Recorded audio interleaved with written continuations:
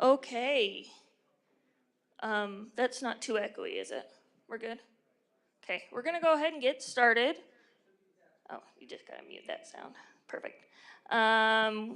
We are so excited to have, it is Ronnie, right? Or is it Ronnie? Ronnie Dover here with us. I did have his bio open, but I closed it when I was trying to fix the audio, so I apologize as I pull that up again. So, Ronnie, over the past 2 decades, has been focused on incepting, building, and scaling great products, including Torque and an IAC control plane and Cloud Shell, a platform as a service provisioning of environments, and currently founded and is building things with Digma.ai. We're so glad to have you here, and I'm going to go ahead. I'll turn the time over to you. Perfect, thanks. Too loud? Volume again? Great, so I'm going to talk about OpenTelemetry, about something called continuous feedback, and about Go. But just some brief intro about me. I'll keep it very brief because this thing is falling apart. Never mind. So my background is in development. I'm a developer. I've been for many years. But I've split my time between kind of product management, development, hands-on roles, managerial roles. I've never figured it out. Like whenever I was coding, I really wanted to be kind of a part of why are we coding this? Why this feature? And whenever I was in product management, I was bored because there was no code to write. So this is the tragedy of my personal career. But throughout this career, this is where I spent my time. So as all of you probably know, these years have been about accelerating releases, getting to continuous deployment. And in order to do so, I was asked to make development more efficient, create a deployment process that actually works. And I've been doing that for a lot of time. My KPI was, how do I make things faster? And I want to tell you a story that's very kind of emblematic of what I found trying to do that, which kind of led me down this rabbit hole of OpenTelemetry and why we need observability in our code. So the story I want to tell you is a story of a developer that I'm going to call Bill. And Bill has a task. His task is to get a feature or a change to a feature into production. Now, Bill's task used to be very, very simple. I know because this used to be my task way back. Way back when we actually coded a feature, our job ended when we finished coding the feature. So we would finish coding, we would wrap it up real nice, we would send it over to QA across the hall. Some discussions would ensue about what's a bug, what's a feature between dev and QA, and eventually, after many stages, it would get into production, but that changed, right? So today, in order to get his job done, he needs to write unit tests, he needs to think about integration tests, he needs to know how to deploy the code. He's owning much more. But Bill is great because we've trained him and he has the best tools available and he's using all of the best practices around GitHub and GitOps and how to get code into production. But then the question, and I want to ask that question, turn it over to you. What should Bill do after he released his code into production? What's the next step? Who said monitoring? Great, okay, monitoring. What else? Sorry? Integration test after he released it into production? Could be. What do you think happens 99% of the time to all of the builds after they release the feature into production? What's the next step they actually do? Nothing, also known as move on to the next feature. And that's the inherent problem. Because once Bill released his feature, what I asked of him, what I wanted to do, what I wanted to happen was to ask these questions. Did your code actually work well? Were you successful? You've completely rewrote the data access here. Did it make life better, right? Is anyone using it? I have personally seen horror stories where code that was meticulously written, handcrafted, and added into production was just one bad if statement away from actually getting executed ever. And as a result, 3 months later, we find out that it was there all along but never used, but nobody bothered to check. So this was bothering me. It was bothering me because when I looked at this chart, and there are a lot of, this is from the web, there are a lot of other examples. You can see there is a whole lot of tools for continuous integration. There's a slew of them for planning and building and operating. But there's another error here. It says continuous feedback, and the author of this diagram for some reason thought to include Salesforce as the continuous feedback tool, which is nice and optimistic. But I think the point is that we don't have any continuous feedback tools. And this is something that I thought to myself, why is this happening? Why are we actually having, in a situation where we have so much feedback when we code, we have limited feedback from tests, right? Because it's just kind of true, false, passed, failed. But somehow when we look at production, as we're coding, we have very little feedback. So it's not that we don't have the technology, right? Because there's a lot of monitoring, logging, tracing going on. But it's never coming into play when we're coding, because sometimes, always, it's about getting this done, moving to the next feature. So my question was, if only we actually had access to objective data about our code all the time. And this is a perfect segue to mention OpenTelemetry. So why is OpenTelemetry important, and what is it? So to start off, OpenTelemetry is a spec. It's a spec about how to do observability, including logging, tracing, metrics. They're talking about profiling now, lots of different aspects of observability, which is basically describing how the application behaves. But I think what's really important about OpenTelemetry is not that it's revolutionary. It did not kind of shake the area of observability with new concepts or anything like that. The number one most important thing about OpenTelemetry is that everyone agrees on it. And that never happened before. So instead of having your Datadog agent and your New Relic agent and your Splunk agent and each of them kind of speaking their own language, you suddenly have this spec that is agreed to be the spec for doing observability, and all of the tools and platforms are aligning to it. And that means that if I'm writing a new tool or a platform today and I want to include observability as a part of it, I don't need to now add a million different types of observability clients or integrations. I just add one.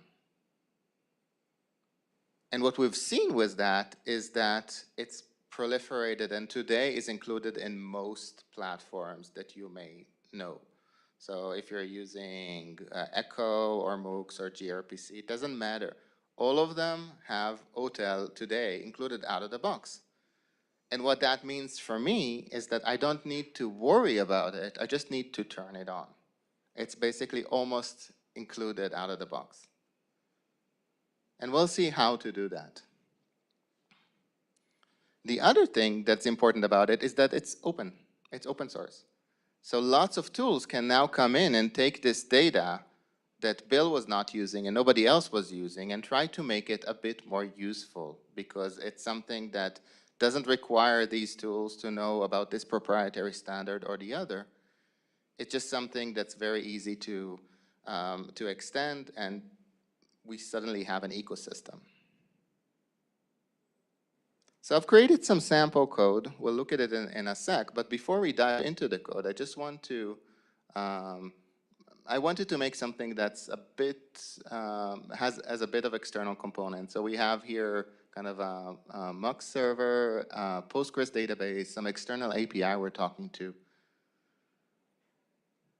And what I've done is just add OpenTelemetry by enabling it through the OpenTelemetry module. So there is some boilerplate that needs to happen, but it's very simple boilerplate, basically defining what is called a resource, which is what we're actually kind of looking at, setting some attributes, creating, using a specific type of tracing or sampling based on what you need, but everything is kind of included in the OTel module. So you don't need to kind of come up with that or reinvent that. And what happened when I did that was suddenly the situation transformed. Instead of having code where I had little visibility, I had almost too much visibility. So I mentioned before that many of the platforms already added OTel kind of out of the box. So in this case, I was using PGX for Postgres. I just turned it on. I was using Mux. I just turned it on. And suddenly, all of these kind of purple diamond-shaped things are just integration points where I was getting a lot of data from. So within a couple of minutes, I turned an application where I was having very little visibility about what was going on after I rolled out my code changes into a situation where data was just streaming in. Now, the question is, I just wanted to mention that in addition to all of that automatic data, I can also, with the OpenTelemetry module, start kind of defining my own scopes that I want to trace. So in this case, I have a function. I can start a specific span, which is basically an OpenTelemetry way to say, this is an area that I want to measure. I want to know what's going on, who's calling it, how much time is it taking, what's happening around this code, and I want to give this a name. In this case, it's the function name, but it could be something like a logical name of a business process that the code is kind of in charge of. And augmenting the original automated data with this kind of manual instrumentation, I suddenly start having a lot of data. Now, how do I actually access that data? So OpenTelemetry has another really cool concept, which is called a collector. So you can think about a collector like a type of a router for telemetry. It defines what goes in, what goes out, where to ingest, where to export. So in this case, I have code that's emitting OpenTelemetry data, so it will ingest OpenTelemetry data, and I can send it wherever I want. I can send it to Logs.io, Coralogics, I can send it to a local Jaeger, to Elastic, I can send it to Grafana, whatever tool it is that I'm using, and I don't need to change the code for it. All of that is defined in a simple YAML file and is kind of just a container that I need to start and handles all of the routing for my observability. So let's take a look at how it actually looks. Now, switch on mirroring.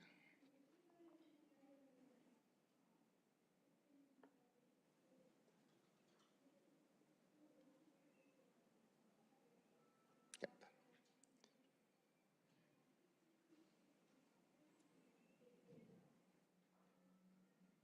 Is this big enough? Should I make it a bit bigger?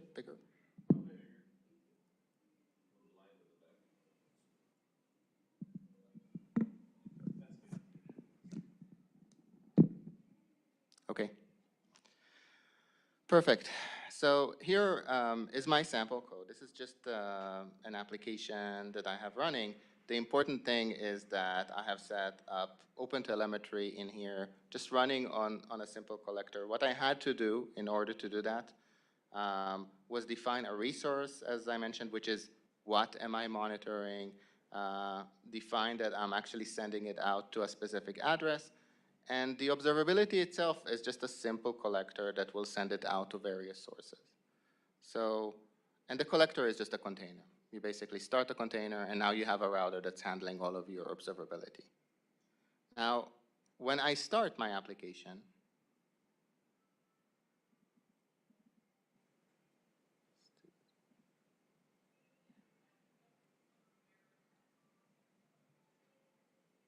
good, and it will start emitting data. Sorry, the menus are super small.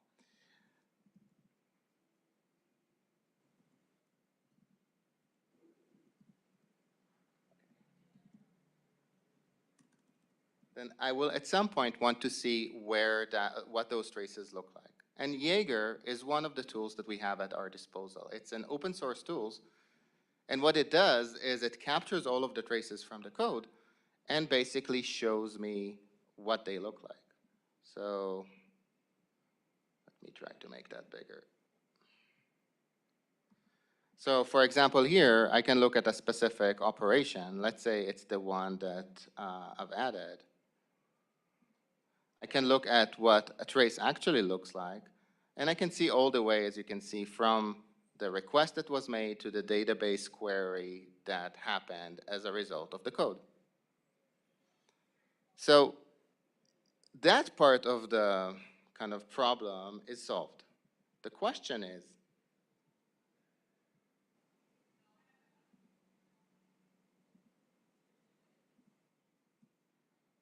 sorry, I was going to do a bit more live coding, but the resolution just doesn't work. But the question is, does it actually work? So let's say you've taken this to heart. You've enabled OTel because it's easy, all of you. You've started Jaeger, and now you can see the visualizations and traces. Do you think tomorrow, after you check in your code, you're going to look at what it did and measure it? No, right? But why not? Because, and this is a problem. Now, do you guys, do you use logging? Who uses logging? Who uses tracing today? Okay, so you're using a lot of traces and logging, but somehow that doesn't come into play into your work. Now, before I answer that, because I think that's the most important thing I wanted to talk about, we need to think about it some more, because I think that when I was mentioning before the story of how Bill is working and operating, I was only telling half the story. Because when I was kind of looking more at the flow that we're going through when we're using OTel and when we're measuring things about our application, it's a continuous flow. So it's true that linearly thinking, once I finish coding my application and I send it out to production, I want to check what's going on with it. But all of that data existed even before. So even before I start coding, I want to be able to say, well, this is already running in production. Who's using it? Is it working well? I want to say, what should it be optimized for? Am I looking at a piece of code that will get run at a crazy concurrency? Or is it something where I need to optimize for memory or for something else? So, and even before I check it in, I want to validate it. I want to know what to pay attention to.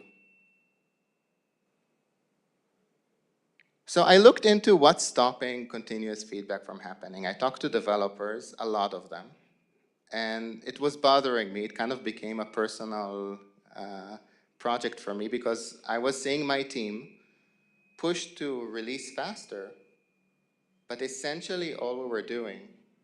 Can you reshare your slides on StreamYard? I'm sorry? Your slides, can you reshare them on the StreamYard? They got bumped off. Oh, they did? Yes. On the stream elements? On the stream, yeah. Just one sec. This is the crisis of having all of the tabs. Okay. Just enter the studio and share it. Share screen. Perfect.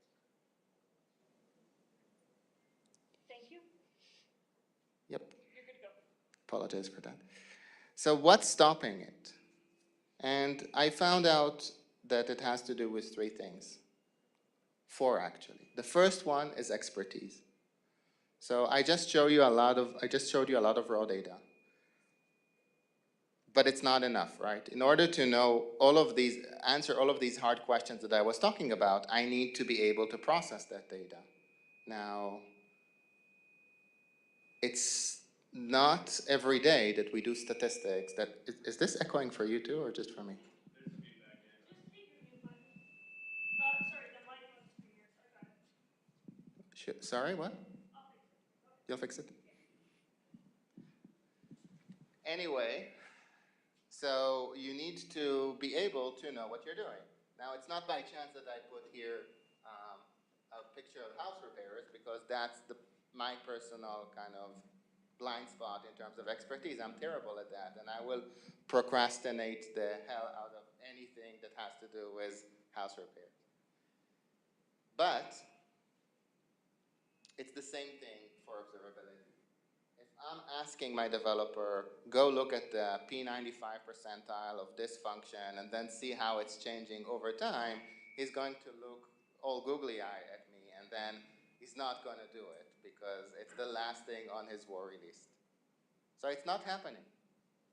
He also needs to context switch and kind of check all of these nice toolings, and he by now has a lot of dashboard fatigue from it.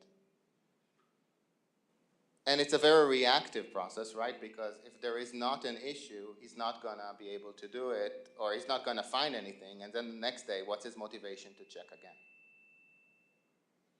But I can sum it up with one thing. If it's not continuous, it's not happening. Okay, when we have continuous integration, that's exactly what we did. We said we don't need to think about, can you hear me like this? Yeah, but the stream can't. Oh. No, the stream can hear me fine. The stream will hear this fine. Go ahead. Yeah. How do you turn the mic off? Yeah.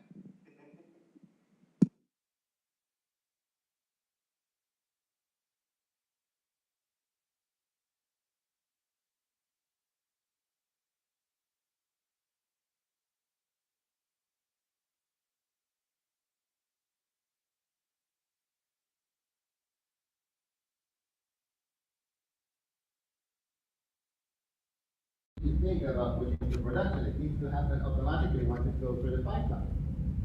And when we're talking about feedback, it has to be the same. It has to come to me and in an automated way. And then I might be able to use it in my work. If it doesn't work like that, it doesn't work at all. And this is where I kind of got started with it. So I was thinking to myself, there is all this great data, and we just saw some examples of it with OpenTelemetry. Too much data. There are developers that are writing code trying to accelerate it and are owning more and more production because there is less of a runway between them and production. We're continuously deploying them. So how do we get all of that data from over there and making it very relevant over here where the developers are? How do we make something that's the inverse of a CI/CD pipeline, continuous feedback pipeline, that will actually take the data from the observability, digest it, process it, and then give me something I can use as a developer? So to do that, we started a project on GitHub, and I want to show it to you just as a concept, to kind of, because I'm happy other tools and hopefully more and more tools will start offering similar functionality. But I just want to show it as a vision in terms of how coding could work if we had continuous feedback, if we actually had all of this data from OpenTelemetry at our fingertips, and we could actually leverage that without any thought to it. So I'm going to bravely try to share my screen again. And let me know if I need to reset StreamYard or anything like that. Okay, well. Because I need to move to mirroring.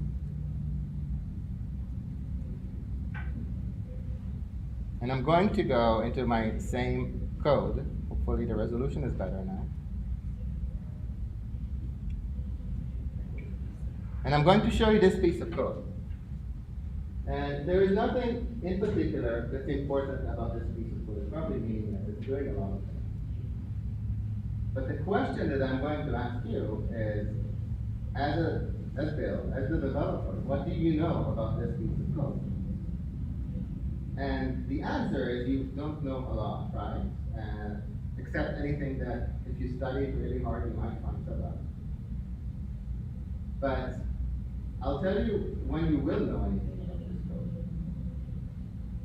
If we have an issue in production, if users are complaining of slowness, if the process crashes, if something terrible happens, then suddenly the developers will start going into all of these raw data tools that I just showed you, because they're being dragged by their ears to look at these logs and traces. They're going to look really hard, and you're going to find amazing things about this code. You're going to find that it shouldn't be calling the service that it did, that it's slow, that certain things should not have worked this way, but sometimes do. You're going to find that other services are calling this code that you didn't know about. But you're only going to find that out if something catastrophic happens. So the concept of continuous feedback is saying, okay, how do we make that information available? So I'm going to show you one approach in order to do that. I'm going to enable here Digma, which is basically a continuous feedback pipeline. And one of the outlets is an IDE plugin. And I'm going to be looking at the same code that we looked at before, only this time I'm going to let kind of Digma analyze what's going on with it. Let me try to make that bigger. So suddenly I'm looking at the same code, only as you can see, stuff started showing up around here. This existed all along. I was just not aware of it. And this is coming from production. This is the same raw data that I was showing you before with all of these little, the raw traces that nobody has time to look at. Only it's being analyzed all the time. And I'm seeing stuff. It's slowing down, which is interesting to me. There is an error hotspot here.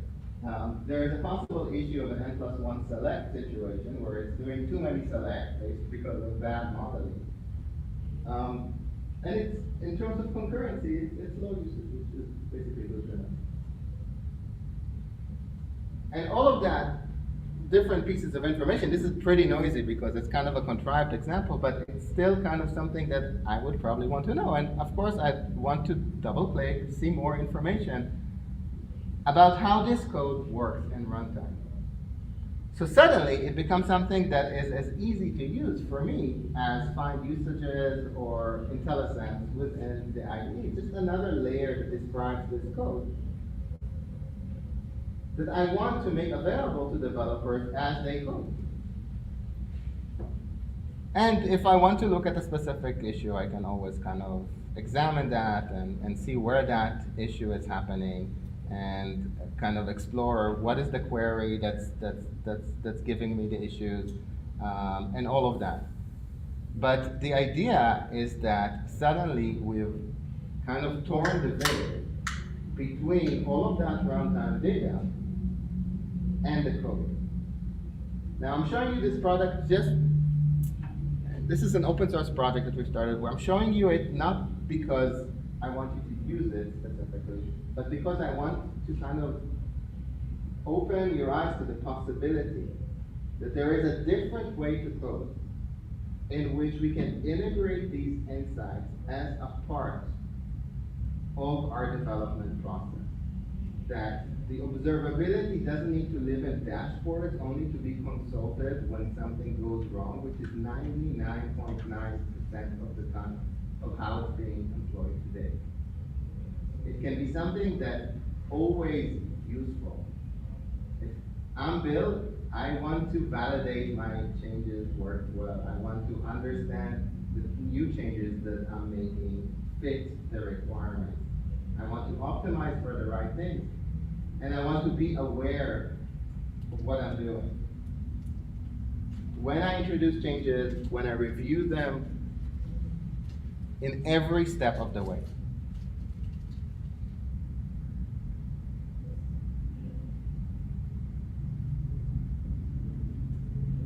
Let's try to do it this way. So what can you do about continuous feedback right now?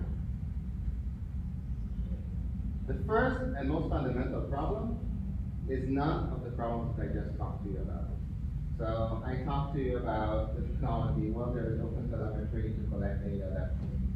I talked about the fact that it's not continuous. Well, tools are coming up, and more will, in addition to the ones that I'm working on, that are going to make it very easy for it to be continuous forever. The problem, just like we had when we had to kind of convince people to use testing, is cultural. It's a concept.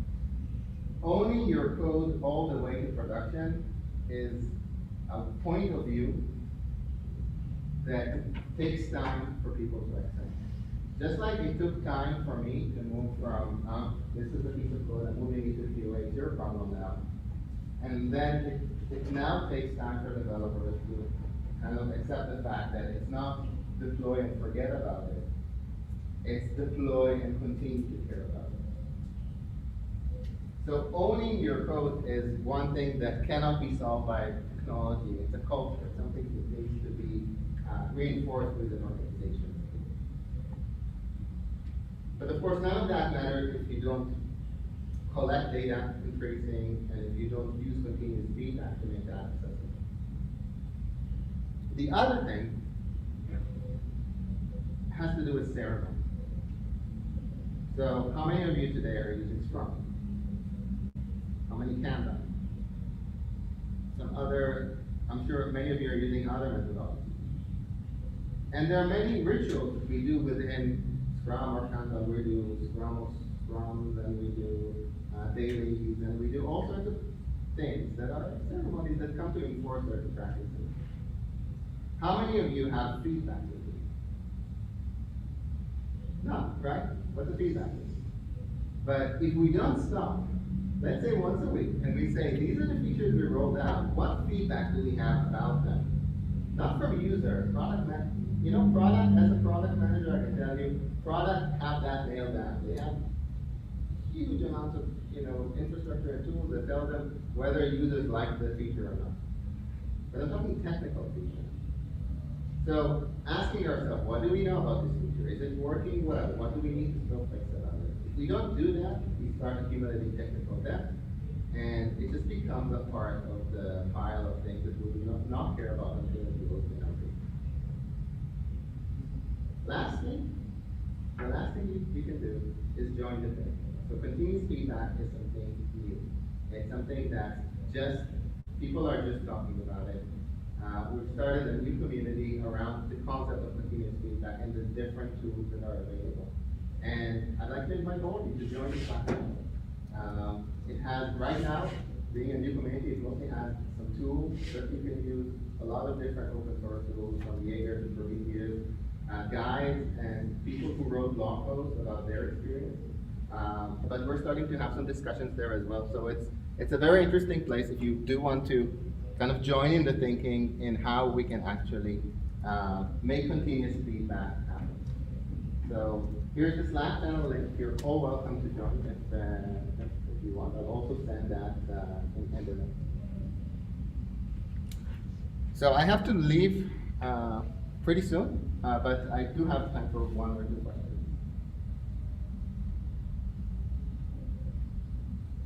Yeah. So one of the big benefits we've seen with tracing is being able to map out a microservice environment, right, where problems are no longer associated with a single domain.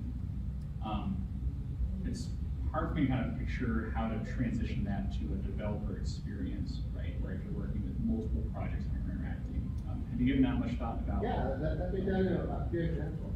So all I did in the past several months was talk to a lot of developers about this. And many of them talked about the fact, this piece of code over here, in run, who's actually using it? Which other microservices might break if I make a change? And it's sometimes very hard to define a breaking change, especially when you look at the data itself. So what do I need to test when I change this, because there are these other APIs that might use this? So this was one of the use cases for that. So with that, looking at this code, saying, okay, these are the other services that use it, gives me that intuition. But then you can take it to the next level. Are they using this code differently? Are they getting a different experience? Is the problem that I'm seeing with slowness because they're using it wrong and from that microservice only, for example? So there's a lot of ways to kind of look at it. But OpenTelemetry, you know, is especially here in the world. Any other questions? And how do you go about understanding like how much to trace? Do you trace everything? Do you set a sample? That's a great question. I would ask you, how do you know how much to log? Do you log everything? So it's basically always kind of a compromise. I've talked to an organization, they trace everything. Every function trace, until they hit performance issues, and then they stop doing that. So the idea is you want to trace where it makes sense. You start from the outside, and then you add levels of granularity as you need. What's different with continuous feedback is that you get that feedback immediately. So you add a specific trace, immediately you start seeing data accumulating, and then you know if you need to add additional traces.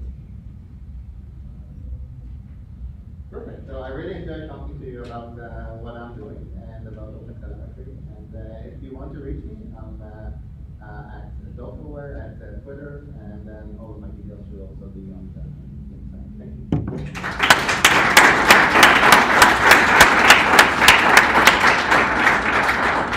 Thank you so much. So, I don't want to talk with my back to you, so just bear with me for half a second.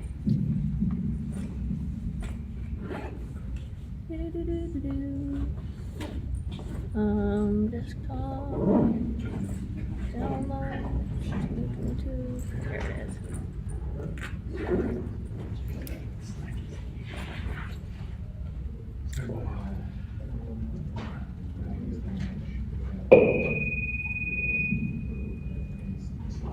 Okay, I will unmute this in a minute. Oh, I need to plug in. I knew that.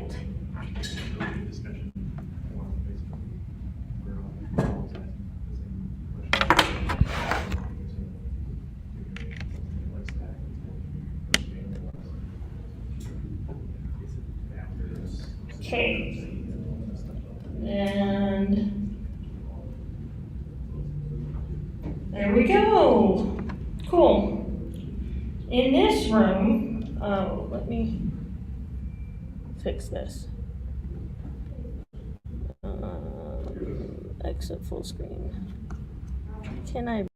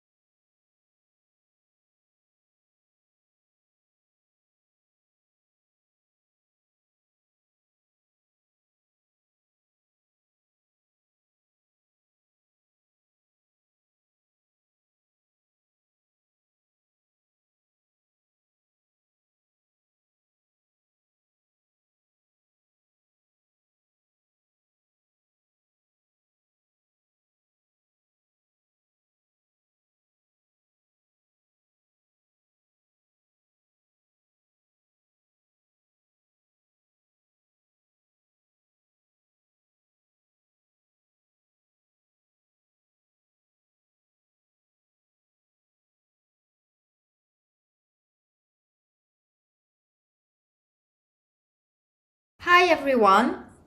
I'm very pleased to give this talk today. I hope you are enjoying your GoWestConf. So today I will talk about how I use the Go programming language and TinyGo compiler to monitor my henhouse. My name is Donia Shailuj. I'm a backend Go developer at Powder, which is a startup building mobile and PC app for gamers to create content easily and to win rewards in challenges. You can find me on social medias as Donia CLD. I would love to connect with you.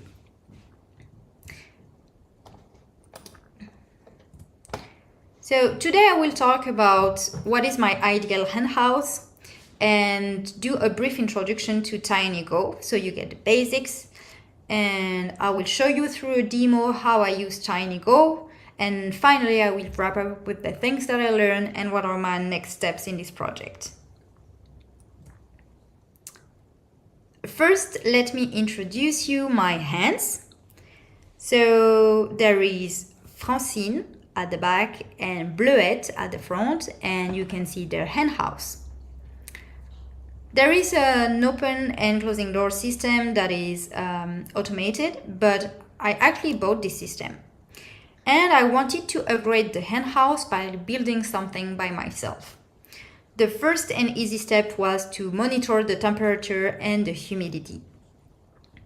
And I wanted to visualize these metrics easily and in a nice way. A nice way was for me nice dashboards where I can see the values, see if it was too hot, and so I can check my hands to give more water, or if it's too cold to go bumper them. So this is what I wanted.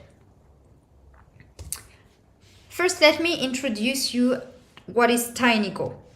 So TinyGo is a compiler for the Go programming language, but for smaller kinds of systems. And you might wonder what are small systems. So it can be microcontrollers. Microcontrollers are basically cheap, like tiny computers. And TinyGo supports currently 86 boards. It can be also a small place like WebAssembly where the size is limited. But it can be also like to build a tiny command line interface.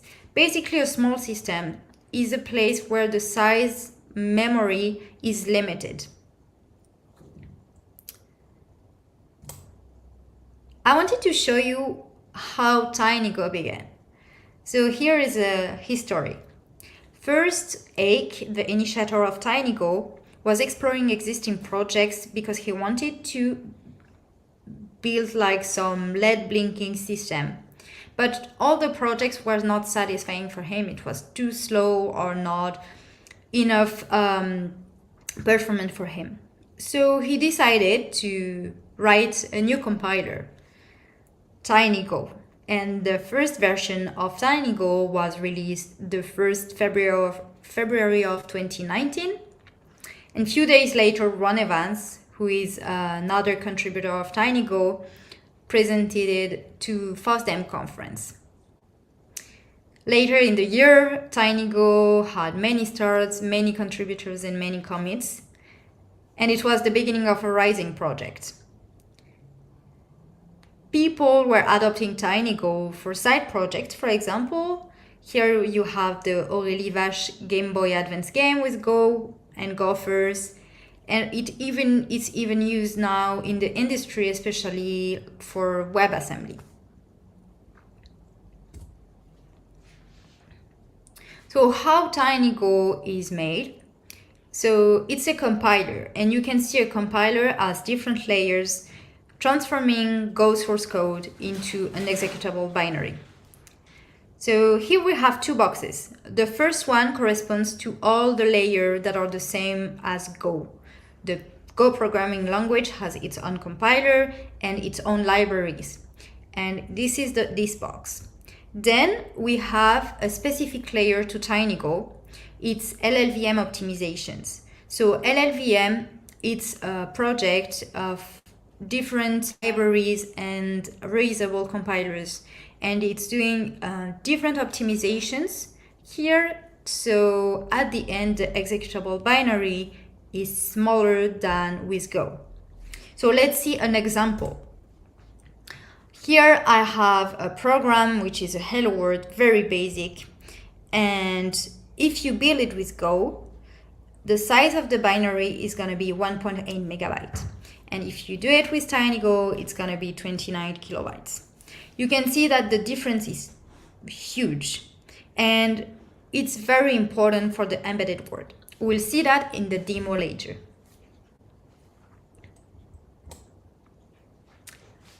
One command that is very important in TinyGo is TinyGo Flash.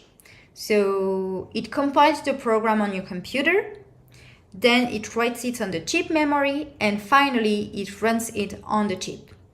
And if you have to specify your target, which is the name of your board. In the example here, you can see Arduino Nano 33, and the name of your program or the directory here, hello.go. And as a side note, when you are writing on and flashing on the board, here on this board, Arduino Nano 33, we can see the built-in orange LED that is blinking while you are flashing, so you know what's going on.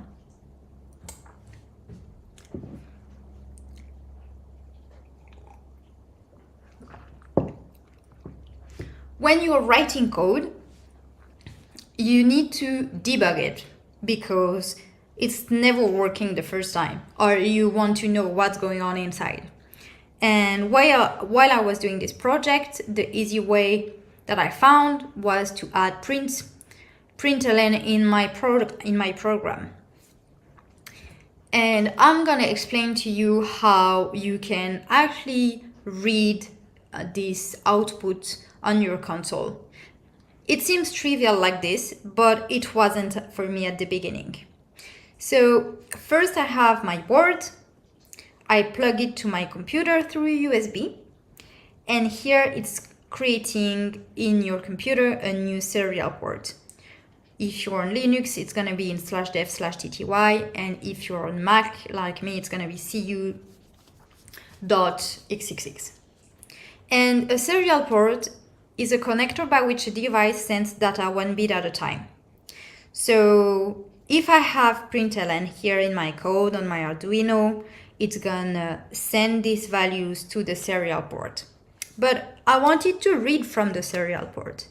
And to do so, I had to connect to the serial port and to read and finally to print this output. And to do so, I wrote a little program in Go. Here it is represented by the box readserial.go. And thanks to this program, at the end, I can read the logs from my Arduino to the console output on my computer. And I'm gonna show you an example here of a very basic program again, printing every second, "Hi Utah, what's up Gophers?"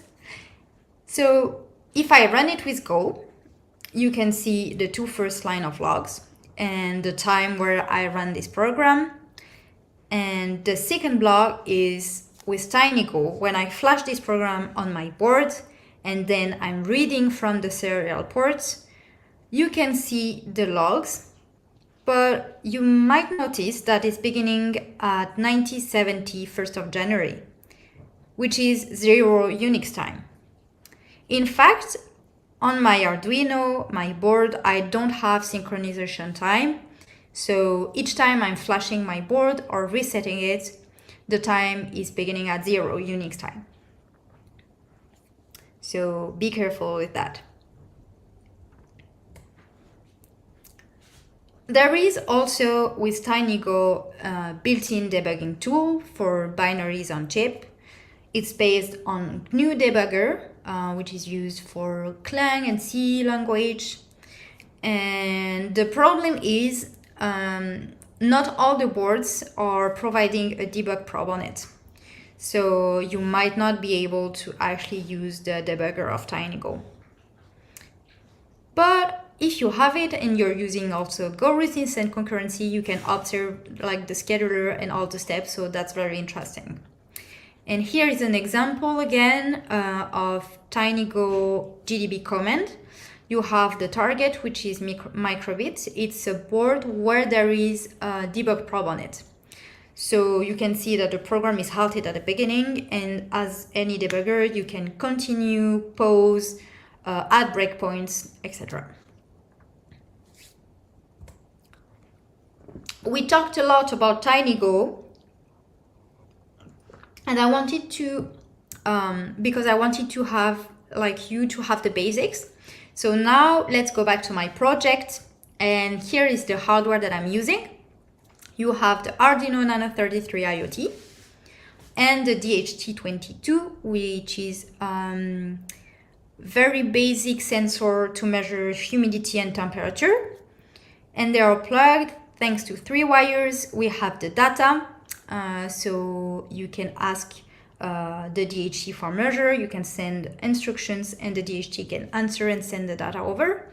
You have the VCC wire, which is the power supply, and finally you have the ground. And you can see in real what it looks like on the picture. Then we have the big picture here. So I have my Arduino, my DHT, a program running on it asking for the measures in my henhouse. And on the other side, I have my Kubernetes cluster on my laptop in my house. And I have on it web server in Go running that is waiting for the measures. And then the monitoring layer with Prometheus and Grafana. Both of them are talking through Wi-Fi. So it was working at the beginning when I was testing it at home. But when I moved all my system of my Arduino to the hen house at the end of the garden, it was not working anymore because the Arduino was not receiving any signal there. So I added a router access point, and the router at home and the router access point in the garden are connecting through a power line cable. And so there is a long cable currently in the garden. So let's see what it looks like in production environment. On the first picture, you can see the router access point just below the henhouse. And there is the power supply of the Arduino also. And on the second picture, you can see Francine and the Arduino that is protected here, and the DHT to measure. So let's see a bit what the code that I wrote looks like. I wanted to explain to you first the imports that I'm using and the TinyGo libraries. So the first part are the TinyGo standard libraries. You can see it as a cherry pick of the Go standard libraries, but they removed the unnecessary part. There is FMT and time packages that looks like Go.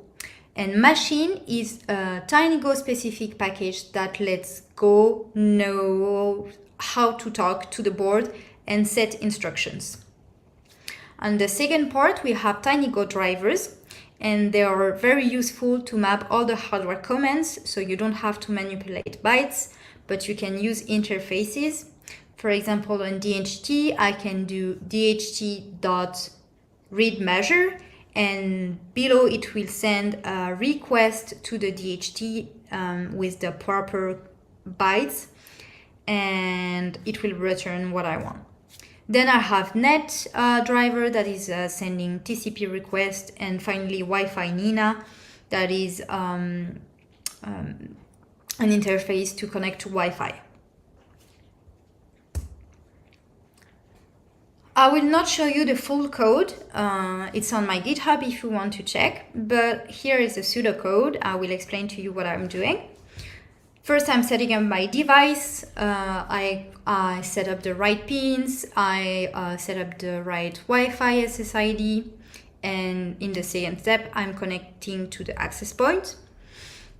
And then every 10 seconds, I'm asking the DHT for a measure. it will return the temperature, the humidity, and an error. If there is, in case of failure, I will print the error and the reasons. Otherwise, I'm sending these values that I received through an HTTP request to the web server that I'm running on my Kubernetes cluster.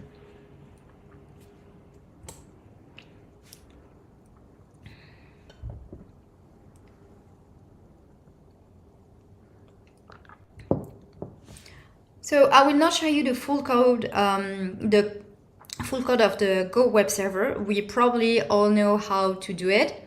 If not, I invite you to check again on my GitHub. But there is one thing that was important for me. This is the way that I'm setting the metrics with Prometheus in my Go code on my web server. So Prometheus lets you define different type of data.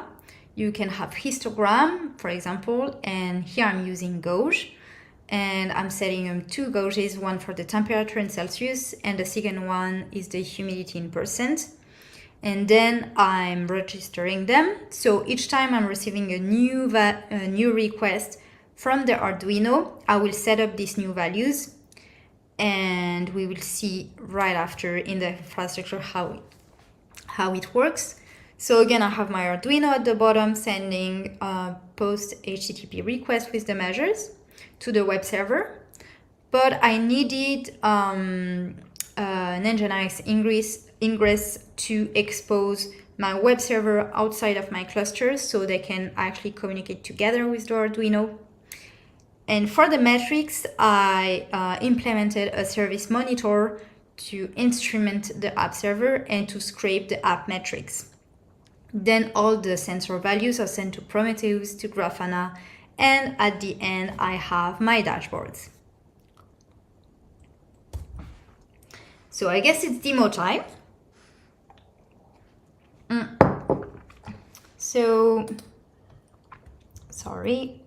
So the first thing here that we will do is to flash the Arduino with the proper code. So we have here the Arduino. The Arduino is here, is plugged to my computer currently. We have the DHT. And I will send the command TinyGo flash, as we saw, with the target on the name of my board, Arduino Nano 33, and my program is tinyhen main.go. So let's see how it looks like here. So you might see here the LED, the orange one that is blinking while it's flashing. You can see the logs, and it's successful. Great. So we have some information that are pretty useful here. We have the device with the name of the chip, but we have especially here the total size, which is the memory in kilobytes. It's 256. It means that my Hello World program that was built with Go, it was 1.8 megabyte, cannot run on my board, on my Arduino.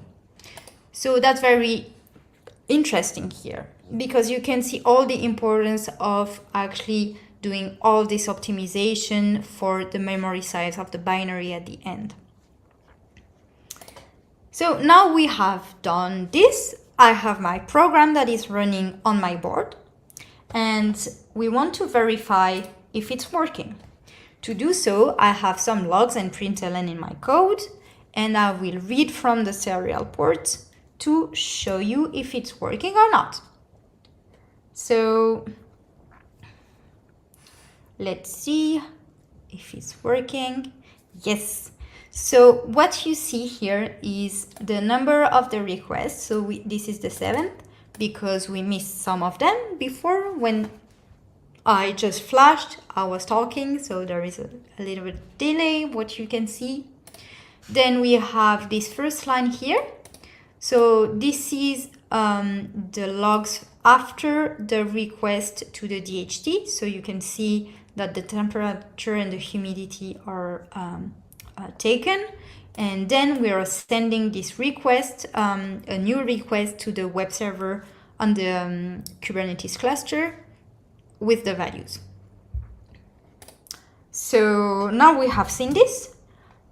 We can check the logs on the other side on the Kubernetes cluster. And I have a pod that is called TinyHen and we can see here the last log where I'm actually running, and we can see that we have the proper value here, which is great. So it's working. Now we have all this part working, and you saw that we can actually see the most interesting part, the dashboards.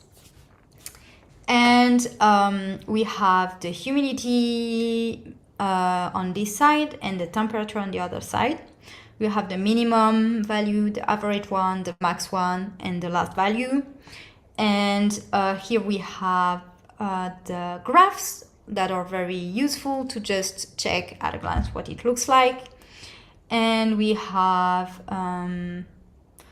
here the thresholds, so you can see if you're inside or outside the right values. So you can see if it's too hot or too humid.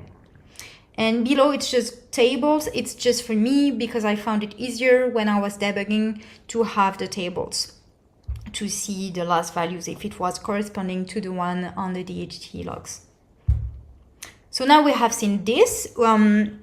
I will make the temperature increase, and to do so I will blow on the DHT. So let's see.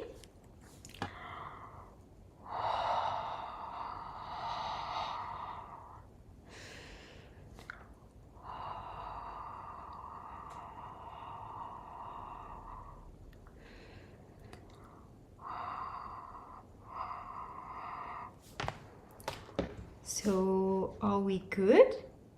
So we have a bit of delay between the time that I'm blowing on it, when the program on the board is actually asking the DHT, and the time we are receiving the value on the dashboard. And also I have a sampling of 30 seconds on my dashboard here on Prometheus. So it means that I'm missing some values since I was sending every 10 seconds on my Arduino. And you can see here that the temperature increased a lot, 93%, and we were last time at 58.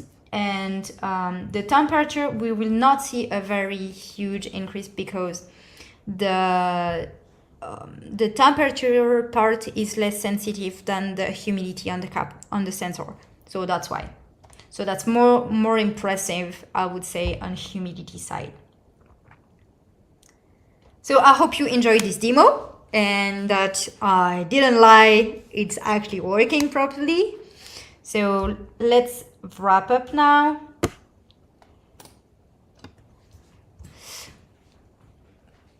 So TinyGo, as I said, is a Go compiler for small places.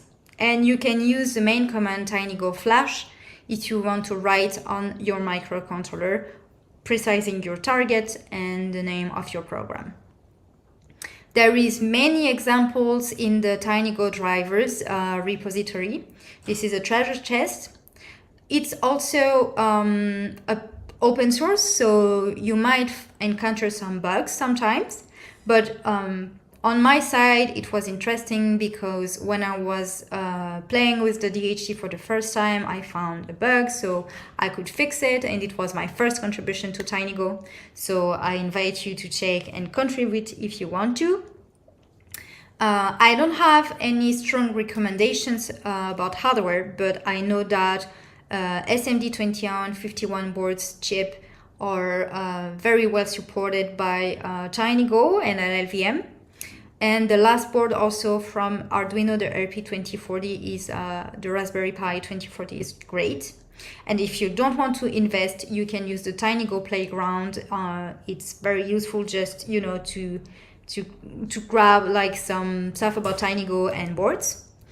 And now as Gopher, you can enter the IoT world with your current skills and probably your IDE, because there is a plugin for VS Code and another one also for Golang.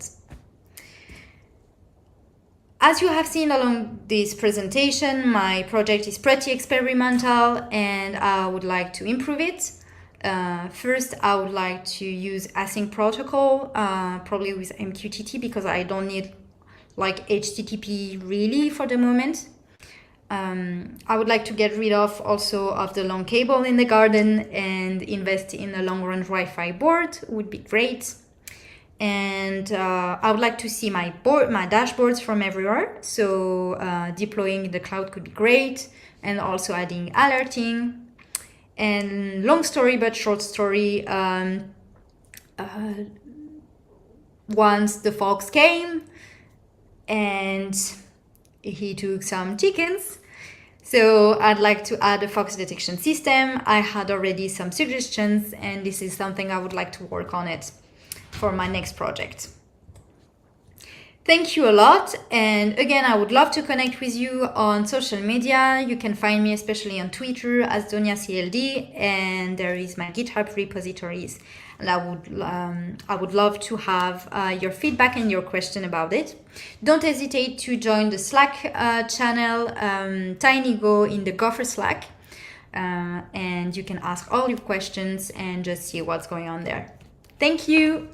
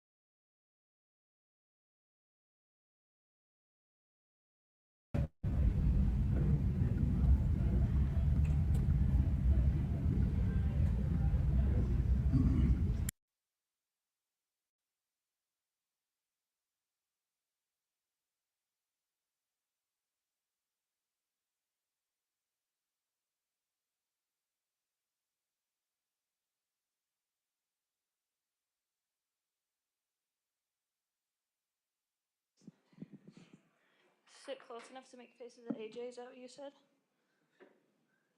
I mean, I think it's a great idea. I have my notes somewhere, which tell me all about AJ and what he's talking about today.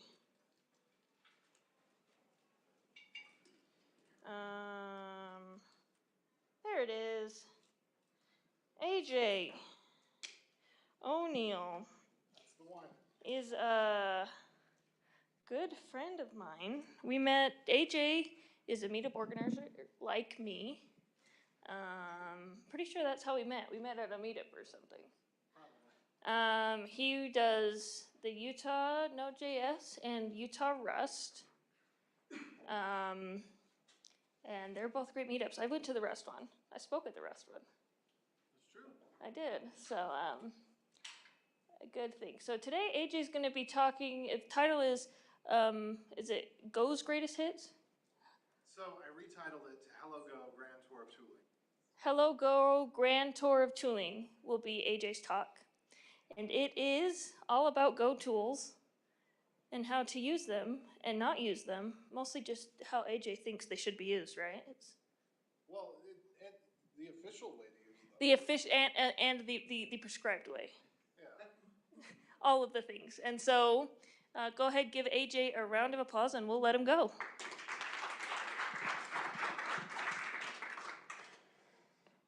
All right. Well, hello everybody.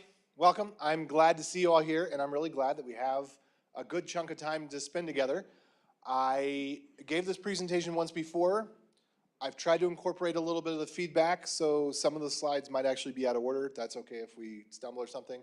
And feel free to stop me. I know normally they say, oh, we'll save the questions for the end, but feel free to stop me at any time and ask a question. And we'll just go ahead and get, oh, and by the way, if you want to scan this, this is the slides, and the video will be here as well. So the previous version of this talk is right there, and then this is the one that we're doing today will be here. Okay, so, what, the letter L? What? Yeah, I guess I clicked the wrong button on the clicker.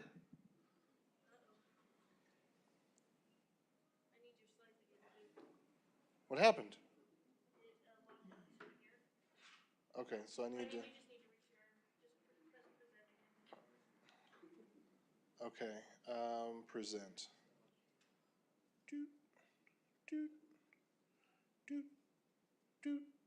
Okay, we good? Yep. Okay, so let me not press whatever that button was again. Okay, this doesn't work anymore. Okay, well I'll just stand by the computer. It'll be fine.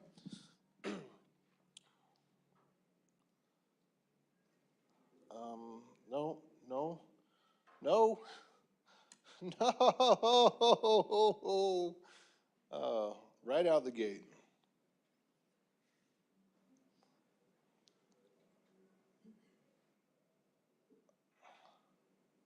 Okay. Now will this thing work? Always technical difficulties. Anyway, so here's some useful links that you might like to have. There's the slides. There's an appendix of some things that didn't go in the slides or we're going to be skipping over, but I'll put in there later. The video itself, the Go Proverbs, the poster version, a template repo for what we're going to be showing today, and then everybody always asks what slides do you use. That's the link to the slides. It's MD Slides. Okay, so as stated, I'm AJ O'Neill. If you want to follow my mostly non-controversial tweets, @_BeyondCode. If you want to follow my somewhat controversial live streams, YouTube, CoolAge86, Dangerous Wrong Thinker, Equal Opportunity Offender, and Technophobic Technologist Extraordinaire. And I work at savvy.legal. So if anybody in here, if you have a startup, just if your growth stage, savvy.legal is basically helps you to manage your documents that you need to share between employees, investors, et cetera. It's kind of your legal hub, and I, not just because I work for them, but I honestly believe it's probably best is a hard word to use, basically the only tool on the market for this. So if you have a startup or you're part of a small company, this will likely save you headaches. And then, as stated, I do Utah Node, Utah Rust, and I also live stream on Twitch. I love Go. I love Go. Go was a part of my heart that I didn't know was missing until I found it. And when I found it, I recognized it instantly. Anybody else have the same feeling in here? Oh, half the room. That's wonderful. Wonderful. Okay, so we probably won't need to spend a lot of time going over the why you should use Go or why you should do these things this way. You probably already get it. But if at any point you find this useful, entertaining, etc., consider like, sub, follow. And without further ado, hello Go. Grand tour of tooling. Okay, so we're going to cover a whirlwind of things here. We're not going to be able to go over all of it in detail. It's just kind of a smattering of a bunch of Go tooling, Go practices, standards, and de facto standards that we're going to go over. And it's everything from understanding the philosophy of Go, effective Go, installing IDE tooling, the X library, Go mod, the package structure, what the internal directory does, how Go generate works, tools.go, what that's useful for, the vendor folder, how to have multiple modules in a package, the command folder, GoDoc, some common conventions like version and help, using Go embed, Go releaser, Webby, and CGO with Zig. Actually, I'm going to cheat right now and let you know we're not actually going to get to that. But that's kind of, whoop. Okay, so why Go? We all know why Go, because it's predictable, because it's reproducible, because it's guaranteed. Go works, and we like this. You can learn it in a weekend. It has a well-defined set of ethos, the Go proverbs, and it's cross-platform to boot. So this is why Go. This is why we're here, because we love these things. And whether you are, now some of you don't necessarily, you're not bought into the cult of Go, but I'm here as a missionary to help preach to you the good gospel of Go. That starts with understanding the philosophy. So I'd recommend, because this is the path I took, before you write your first line of Go, or if you're already, all of you are already writing Go, but to look at first the Go proverbs. And I would recommend watching Rob Pike's talk on that, as well as I created this little thing in poster form that you can print out and put on your desk and use for code reviews and just have it as Holy Scripture writ that stays with you at all times. I think it's really important to understand that philosophy, that ethos, because all of the tooling comes out of that ethos. The reason it exists is to fulfill those needs and niches. Also, I'd recommend looking at Effective Go, which is a very short online book that is written by the Go authors that also goes into a little bit more technical detail of this is what folder structure should look like. This is what package name should look like. I've known a lot of people that have had a hard time with Go because they bang their head, they kick against the pricks, continuing along with the evangelical metaphors here. They don't adopt Go, they don't learn Go, they just start writing Go. And I think Effective Go is really helpful in giving you, pretty official standards. And then also on creedsofcraftsmanship.com, that's a site that I run, and I put lots of engineering talks on there. There's several good Go talks that I'd recommend. One of them is Simplicity is Complicated, again by Rob Pike, Things I Never Use in Go, which was by Matt Ryer. He's got a couple of good talks too. So I recommend really that you learn from the masters and see if that philosophy jives with you. If it doesn't, don't kick against the pricks. Find a language that you love. But we're here together, so So next is, let's say, we want to do our hello world. So we want to get our package main and, print hello world and go run. Everybody's gotten to this point in this room already, but there's a couple of things I wanted to point out, because in order to run the code, you have to get Go installed. And in order to get Go installed, you probably didn't know that Go has a JSON download API. So if you, as part of your tooling or your developer process or whatever, you want to be able to get the latest version of Go or get specific versions of Go, you can get the official Go. You don't have to go through a package repository or anything. You get the official Go straight from the source, consumable in JSON format for building your own tooling. And essentially, in the perfect world, what you would do, because Go is self-contained, right? It doesn't spread and sprawl across your system. It doesn't depend on system libraries. It's not going to break when you update Mac OS or when you update Windows. It's dependable. And it's dependable because it's self-contained. And so typically what you'd want to do, the ideal would be to put Go itself into your .local opt directory in your home folder, set up a couple of symlinks and update your path, and you're off to the races. You have a good installation of Go that's the way that the good Lord intended. Now, I've already done this for you. I've got a package up. What package is a strong word? It's an installer up on webinstall.dev/golang. So if you want to use this, this does that. It gets the tarball, untars the tarball, sets your path, you're good to go. Now, why would I recommend that you do that? Why even have this in the slide? Everybody's already installed it. Oh, and then you can update or switch versions doing Webby, Golang at whatever version you want, which we don't really switch versions a lot in Go, at least I don't. But so when you go to the golang.org and you download the installer there, if you download the PKG, it follows this antiquated method of installation that Mac has, which is to sudo install it. And so it screws up some permissions. And if you've ever installed No and Go on the same system, their PKGs kind of fight against each other over who should own user local bin. And then brew is 500 megabytes. You have to install apt. Who knows if you're going to get a version that even, you're going to get a version that's 10 years old if you install from apt. And if you're in Docker, then, lucky you, because then you can just do from scratch and you can just run whatever version of Go. But so there's some problems with installing Go that, because we've all, we're past that. We don't think about it, but I just wanted to bring that up for you to, stew on.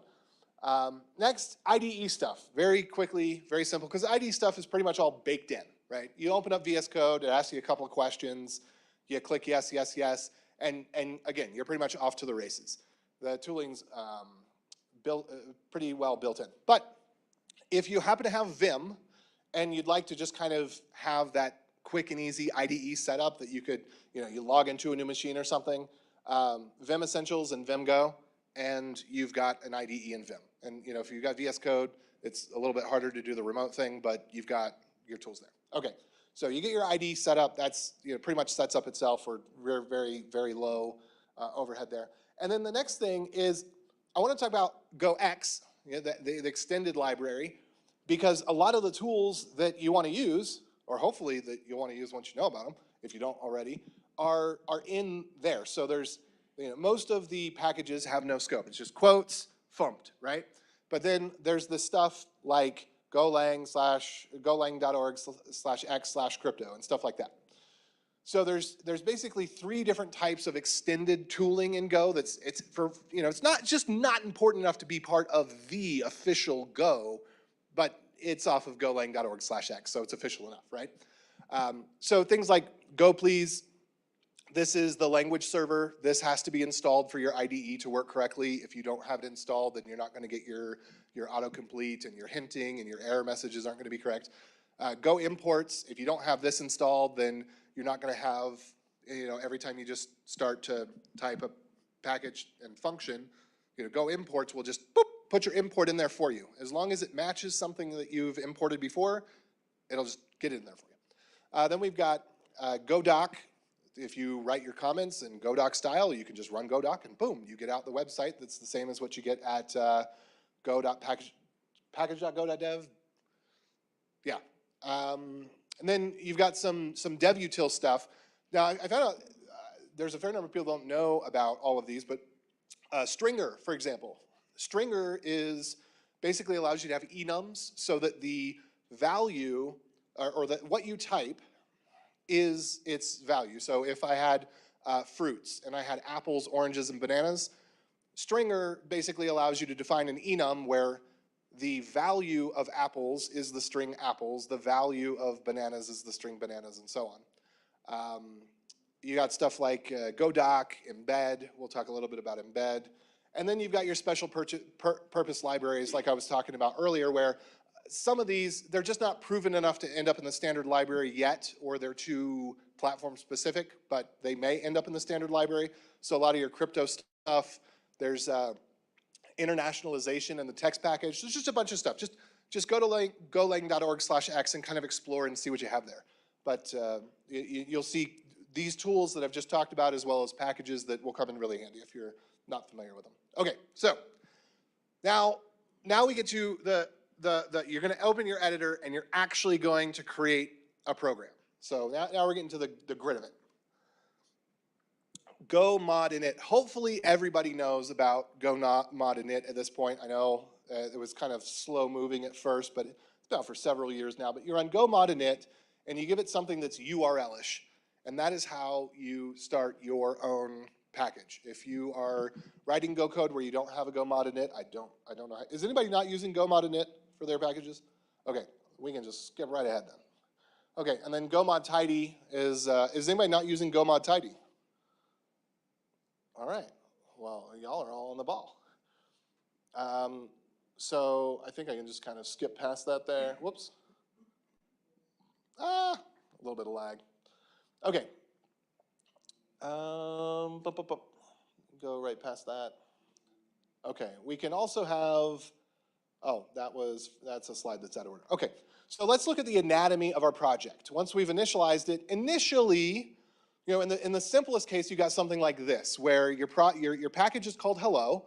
You're going to have your Git folder inside. If you're not aware of .ignore is kind of like .gitignore, except that it's for tooling. So, for example, if you're using ripgrep, anything that's in .ignore will be ignored by ripgrep and other tools that respect .ignore. So it's more generic than gitignore. There might be things that you want to commit, but you don't want to search. You're going to have your go mod, your go lock, and then depending on whether you're doing a library or a binary, if you're only ever going to do a binary, which I think this is maybe short-sighted, maybe not, but if you're only ever going to do a binary, you could just have your hello.go right in your hello package directory, and that's it. I'd recommend generally just going with the command structure anyway, but if it's a library, you start, your entry point code is right here under your package directory, and then the command folder is where you can have all your different commands. So if you have 10 different commands related to this library, maybe they're examples of how to use it or whatever, you can have them under that command directory and then named what the command is going to be. So if we have a command that's going to be, probably a better name would be greet, because maybe it can say hello and goodbye or do something, somewhat interesting other than just print hello. But you name the folder that, and then you put your Go files in there, and then you can have multiple commands in the same repository, as well as the library that those commands are probably used by. Now, it gets a little bit more robust, and we're going to learn about these extra directories, but I'm going to point out assets. If you have static assets, either that you want to bundle with your web server or you want to bundle with your desktop application, it's conventional to have an assets folder, and that would be used with go embed. Also, there's this thing called the internal folder, which if you're going to publish a library, especially in the early versions, if it's going to go in production, it should be 1.0. This is the go way. This is the way.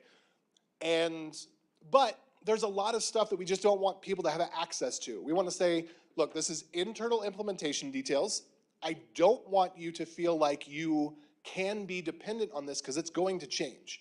And so in addition to being able to uppercase things to make them public and lowercase things to make them private, you can also put them in the internal folder, and this will make them internal. And that means that no one else outside of your package can rely on it, but you can kind of prototype it there and figure out what you're doing, what you want, public, private, et cetera. You might have a migrations directory if you got a database. Tools is another pseudo-standard directory. This is for a tools package. We'll talk more about that later. And then vendoring, we'll also talk more about that later too. But you can, I think the best way to store your Go code is with all of the related code that you need for the project to be running, because Go is all about being predictable, reliable, guaranteed, right? And vendoring, which again, I'll talk more about later, but this allows us to make sure that through time and space, our Go code is gonna run anywhere. All right, so we'll talk about, we already talked about hello. We already talked about internal. So like I said, it's for things that you don't want to export to other packages, but that can be used as peer within your own package. Anything that you put under there. So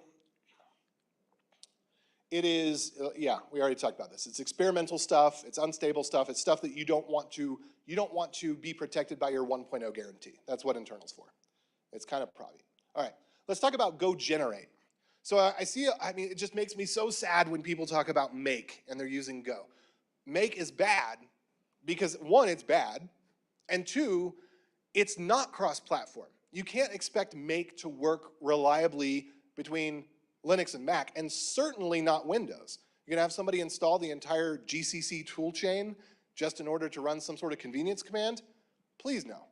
So GoGenerate does so much great stuff, but a lot of the things that people think they would use make for is really what GoGenerate is good for. And if you've got kind of a list of things that need to get done, rather than have a make file, you can just create a generate.go at the top level of your package, and then annotate it properly, and put the things that ought to be done as part of your generation steps. And so then you can run GoGenerate at the top level and have it do all the things that it needs to do, or you could have some more make-filey like scripty type things that you could put in another folder that only run when you run GoGenerate on that. But GoGenerate is our way to run build scripts in Go, among other things. So we don't want to make file, we already talked about that. It's not cross-platform, GC toolchain, blah, blah, blah. Okay, so let's talk about that tools folder for a second.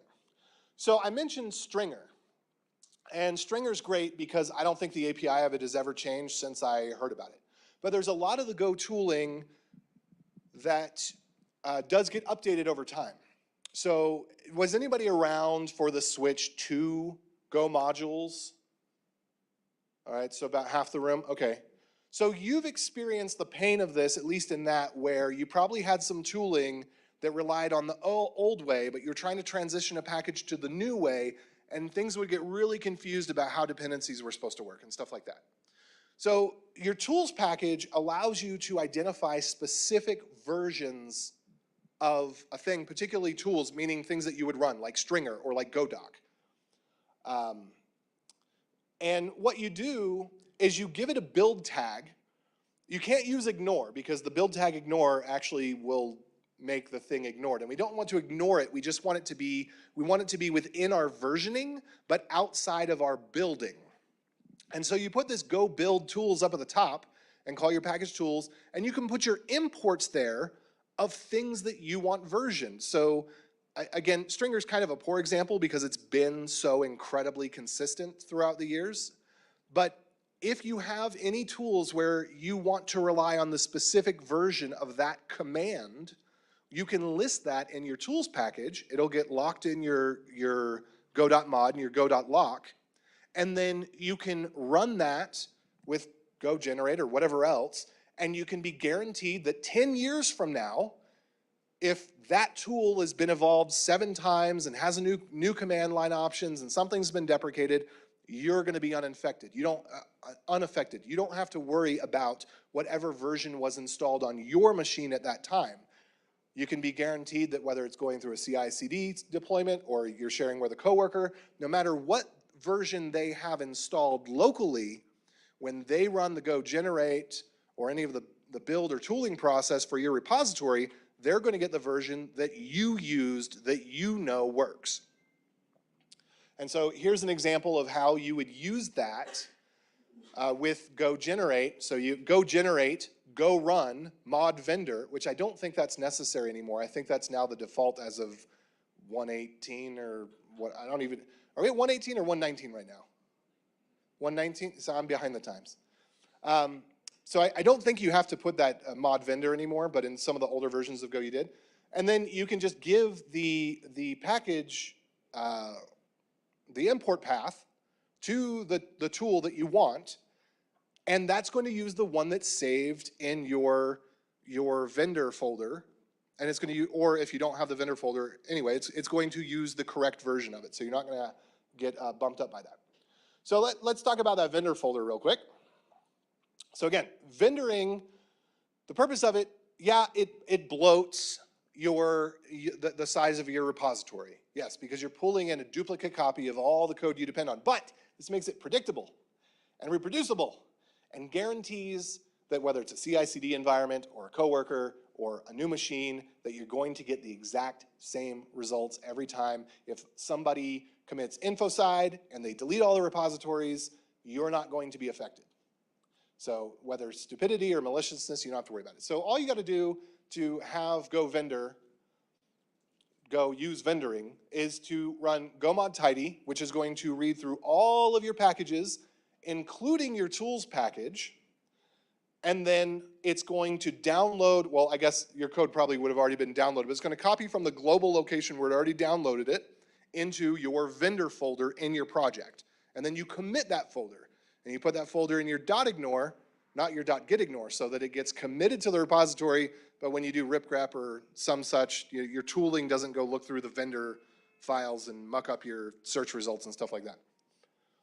All right. And again, I don't think this is necessary anymore to put the mod vendor. I think that now, if it sees the vendor folder there, this is the default behavior, but I left it there because that's what I knew at the time. But yeah, you can run go generate, and go generate will run with, if you've got your vendor folder there, it'll run with those versions of the things. And same thing with go build. So you've got more reproducibility and more guarantees. All right. So we already talked about all that. So now let's talk about having multiple modules inside of a package. The purpose of having multiple modules inside of a single repo is essentially to limit dependency hell. Has anybody used GoMigrator? Okay. Has anybody used another package that basically depends on the entire universe for its examples and tests? Yeah, so this is a sucky situation. If you are creating something that you're going to export out to others, you probably want a plethora of examples, and you probably want robust tests. And to have those great examples and those robust tests, you might have to depend on everything in the universe. With the case of GoMigrator, it depends on every possible thing that could ever be conceived of as a database. So MySQL, MS-SQL, Postgres, S3, GraphQL, something, or that's not really a database, it's a protocol. I don't, but it depends on dozens and dozens of databases. And I don't want to have to vendor that. I don't want that to be in my go.mod and go.lock because I'm not using MS-SQL. I'm just using Postgres. So why do I need 17 databases in my go.mod and go.lock? I shouldn't need that. So what you can do is you can run go.mod init inside of subfolders in your repository. So if you've got an examples folder in your repository, run go.mod init in there. That way, when people go to import your module, the imports that they're going to get are going to be scoped to what they're actually importing, and it won't descend down into the examples folder because it'll see, oh, the examples folder has its own separate go.mod and go.lock. I don't need to go dependency lock or vendor everything that's in there because I'm not actually using that. Yeah, so we talked about that. Oh, blank slide, must be the end. No, it's not. It's just, uh-oh, what's going on? Had some blank slides. Okay, then we already kind of talked about the command directory. So basically, this is a convention. This is not hard set. The vendor directory is hard set. Tooling relies on it being named vendor. I think there might be some tooling because this is a de facto standard that relies on this. But in general, you just want to put your commands under command. So anything that can be built as a binary, especially if you have multiple binaries, you just want to nest it under there, and I don't think there's anything too interesting about that. So we'll just, whoops.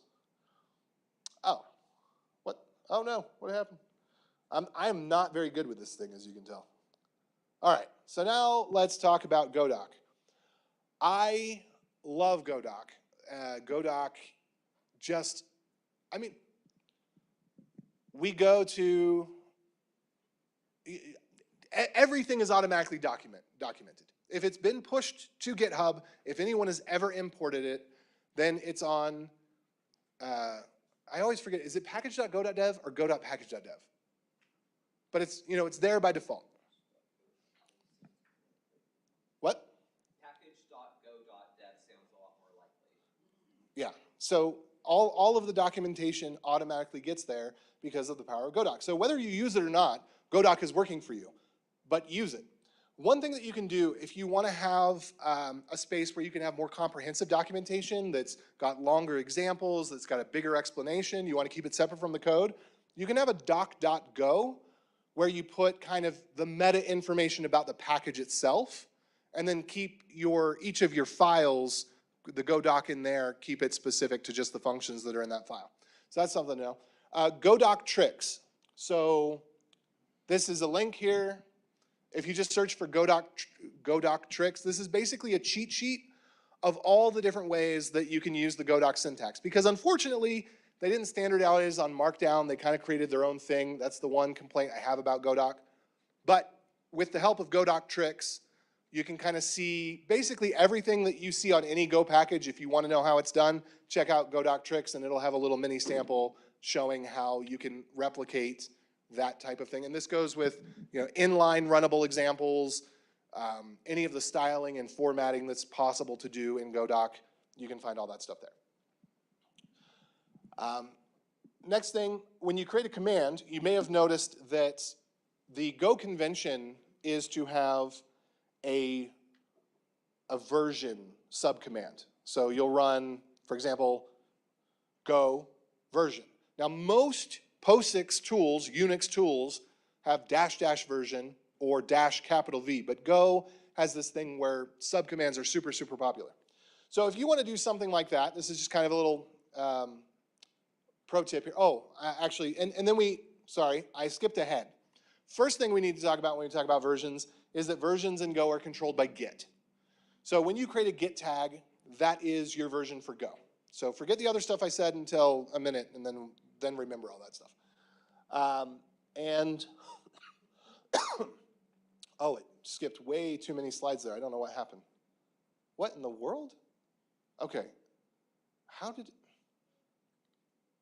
Attack of the remote. Okay, so there's 3 main tools that you can use for keeping your versions consistent in your code, because you don't want to put your version in your Go program and then commit it and then push it. For one, then the version of the Go program won't actually match the commit that has the version in it, because you'd have to tag it, and then you'd have to add it to the program, and then you'd have to push it, and then you'd have to tag it. You see, it's kind of recursive there. So there's 2 things you can use. One is 3. One is Go Releaser. This is the thing that I recommend the most.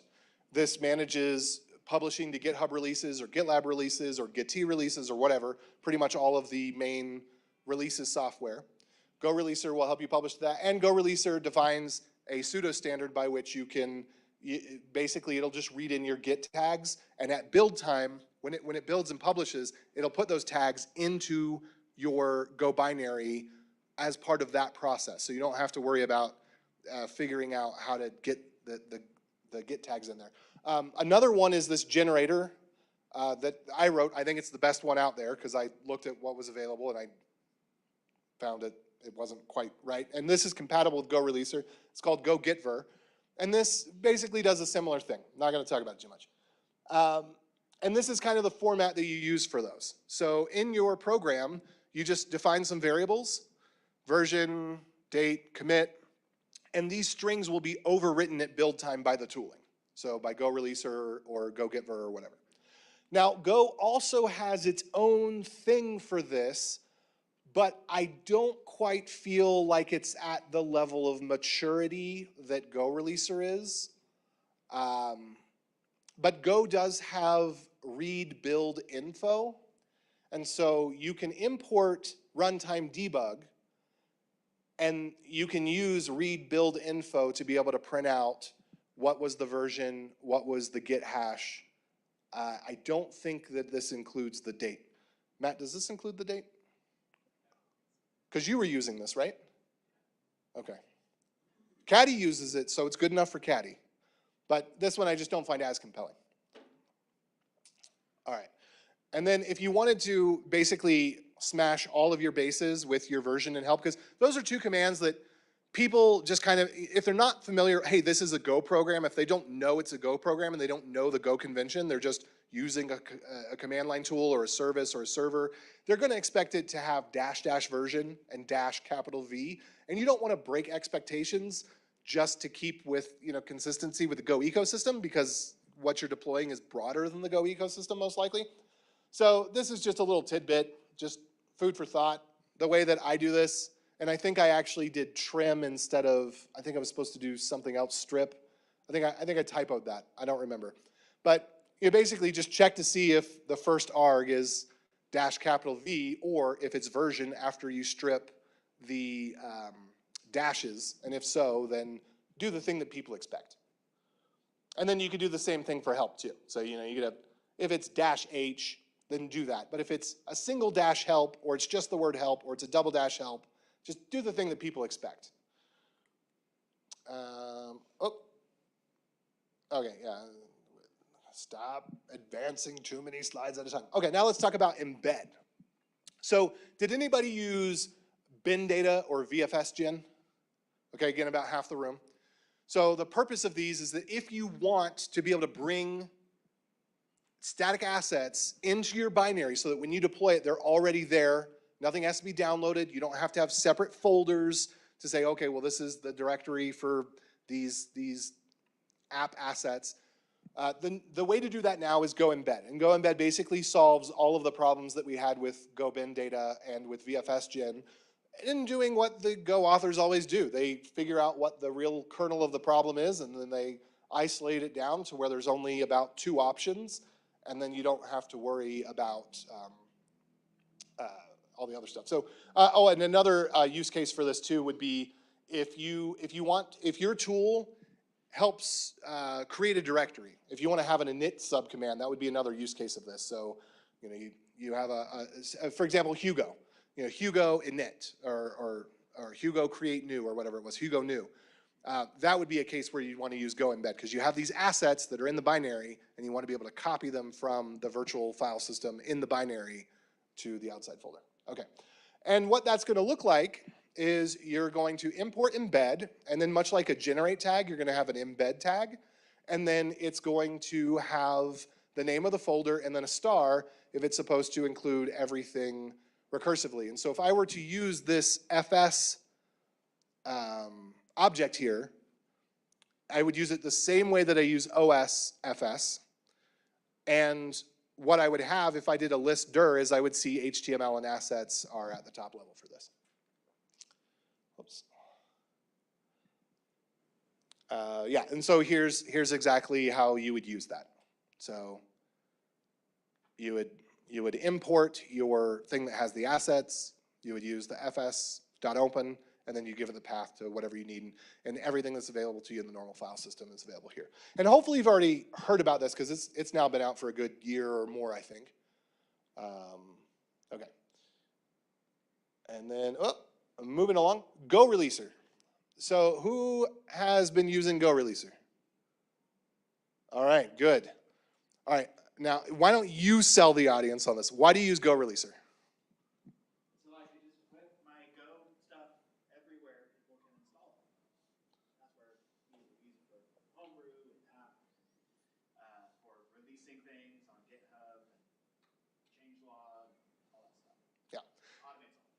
Yeah, it's an excellent tool. It just makes it really easy to cross-build for the different platforms you want to support. It can do cross-compilation with C if you need to embed SQLite or stuff like that. And I have a pretty darn good cheat sheet for at least the things that I do up on Webby. So webinstall.dev/GoReleaser. You can install it that way. You can install it from their GitHub. And there's a cheat sheet of basically how to do, you know, from just the most basic thing of, okay, let's just cross-compile this Windows, Mac, Linux, to some of the more advanced things. You know, how do we get this on a Raspberry Pi with SQLite and some stuff like that. But it just makes it easy to get your GitHub releases populated so that people can download and use your stuff. Again, GoReleaser, it just follows the Go mantra. Well, I guess this is the mantra I'm making up, but whatever. It's predictable, reproducible, it's guaranteed. I love it. And this is what a GoReleaser YAML file looks like. It's pretty simple. You define what you want the binary name to be, the operating system matrix, the architecture matrix,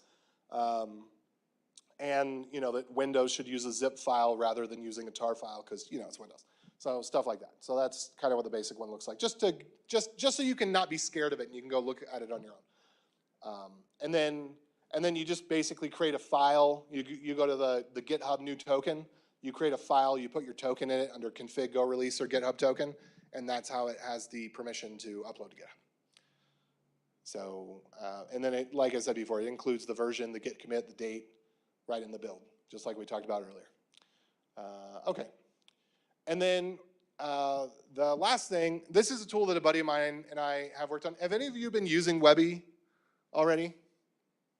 Okay, got a couple people. So this is, I hesitate to say it's an alternative to Brew because it has a completely different design, but functionally it's kind of an alternative to Brew. Webby allows people to install things in a predictable, reproducible, cross-platform, guaranteed way without cruft. And so if you have something that you want to be able to distribute widely to developers, Webby is a good way to do that because it allows them to just be able to install your tool without having to install 500 megabytes of Brew, without having to have a bunch of mental overhead because it's just webinstall.dev/name of tool. So that's my own thing, that's my own plug, but I 100% believe in it. I think it's the best tool out there for what it does. And then if this would stop skipping 10 slides at a time. Okay. All right, so I also wanted to talk about Zig. Does anybody know what Zig is? Zig is a C compiler. So it's just a better way to cross-compile C. So if you run into problems where you're trying to get some C code to work for multiple operating systems because you have to use CGO, remember, CGO is not Go, but sometimes we've got to use CGO and C.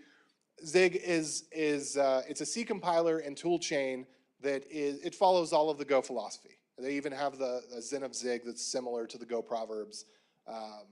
It's the C equivalent of Go essentially, and it makes it really, really easy when you have that problem. So I will reference, I don't have any time to talk about that, didn't have enough time to really dig up a good succinct example, but if you do a search for Zig and CGO, if you have those cross-compilation problems, or if you just have to deal with C without Go at all, there's some good articles that can help you be more effective at that. So I wanted to make you aware of that. If any of this was useful, consider, especially those online, sorry I haven't been able to check the chat for comments or anything, but consider like, sub, follow, and I will now open this up to Q&A.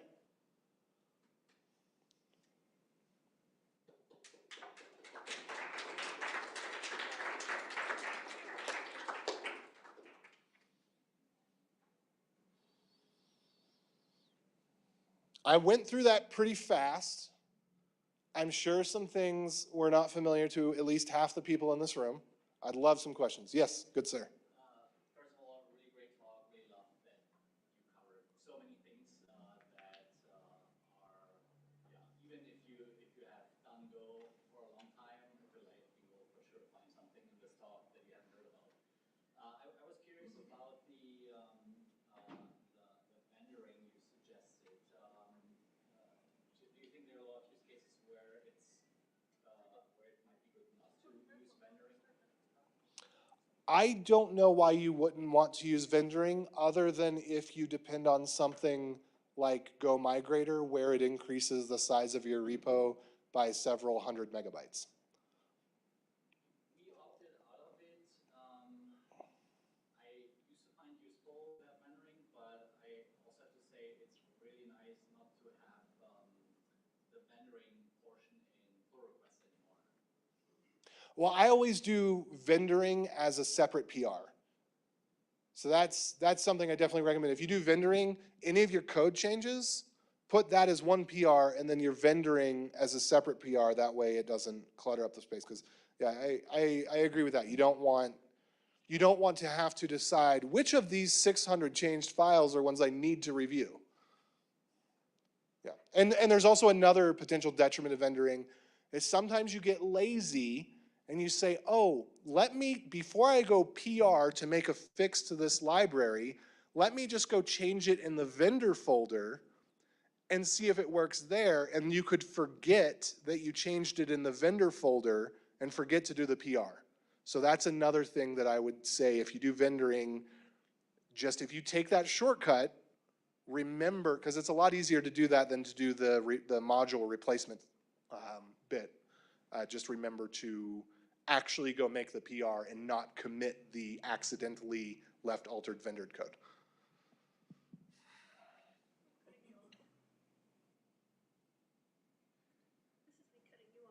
Oh, we're done?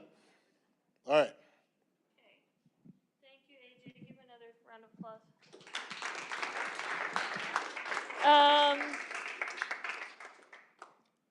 We do have a small break here because I need to restart my computer, which will kill the stream. They're doing a quiz show for the next 15 minutes in the other room. They've got some prizes they're giving away, and they've got some Go-themed questions. After that, at 2 o'clock, we have one more talk. No, then we'll start the talks again. We have 2 more talks, and then we're going to do lightning talks and some community roundtables. So take a break, stretch your legs, go do the quiz show. See you in a minute.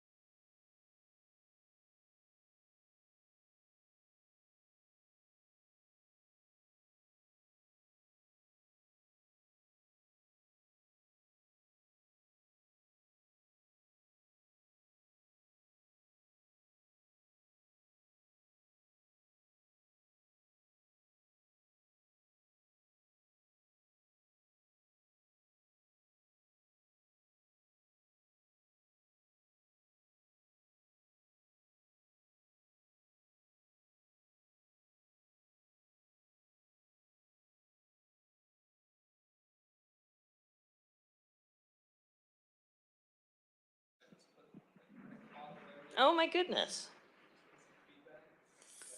Thank you guys for coming back to another talk. This is Evan. Evan works at Nightfall AI. He's senior software engineer. You've been doing Go customer-facing APIs in Go at Nightfall for 3 years. You've been contributing to the company's Go library toolkit, doing some customer-facing projects, and you previously worked at AppDynamics, implementing tracing and serverless environments. Today, you're going to be talking about building serverless communication libraries. So go ahead and give Evan a round of applause, and we'll turn it over to you.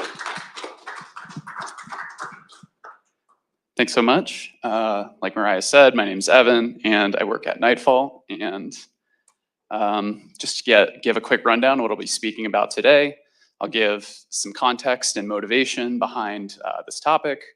I'll talk a little bit about each of the technologies we've built libraries for, just to give a quick refresher. I'll do a walkthrough of a couple of our different libraries, and then I'll end with a section on choosing between those different libraries.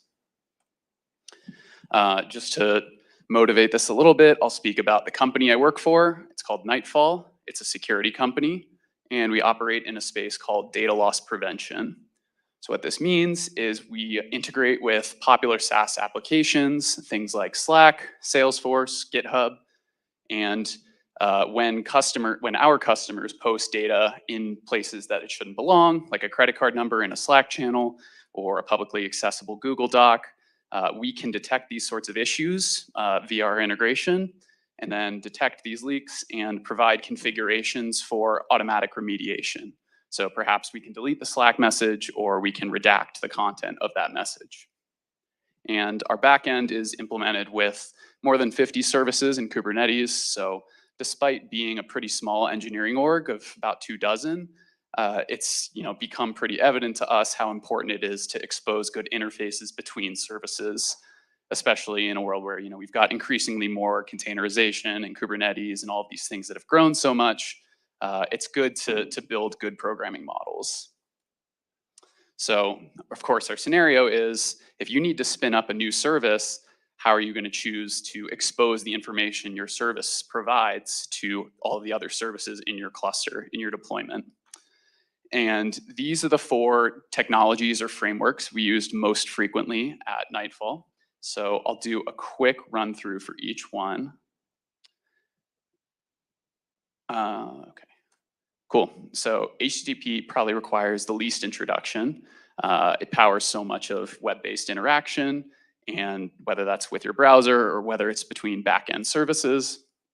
And REST, of course, just refers to a way of exposing APIs so that servers remain stateless. And there's lots of different versions of HTTP out there. The kind of de facto one people refer to is 1.1 when they're talking about communication. But 2.0 introduces some nice performance boosts, mainly by connection pooling. So once a client's established a connection to a server, that connection can be held open and reused, which has some pretty big performance benefits. And then the last comment I'll make is that the content type that you use to send data to the server is not part of the standard.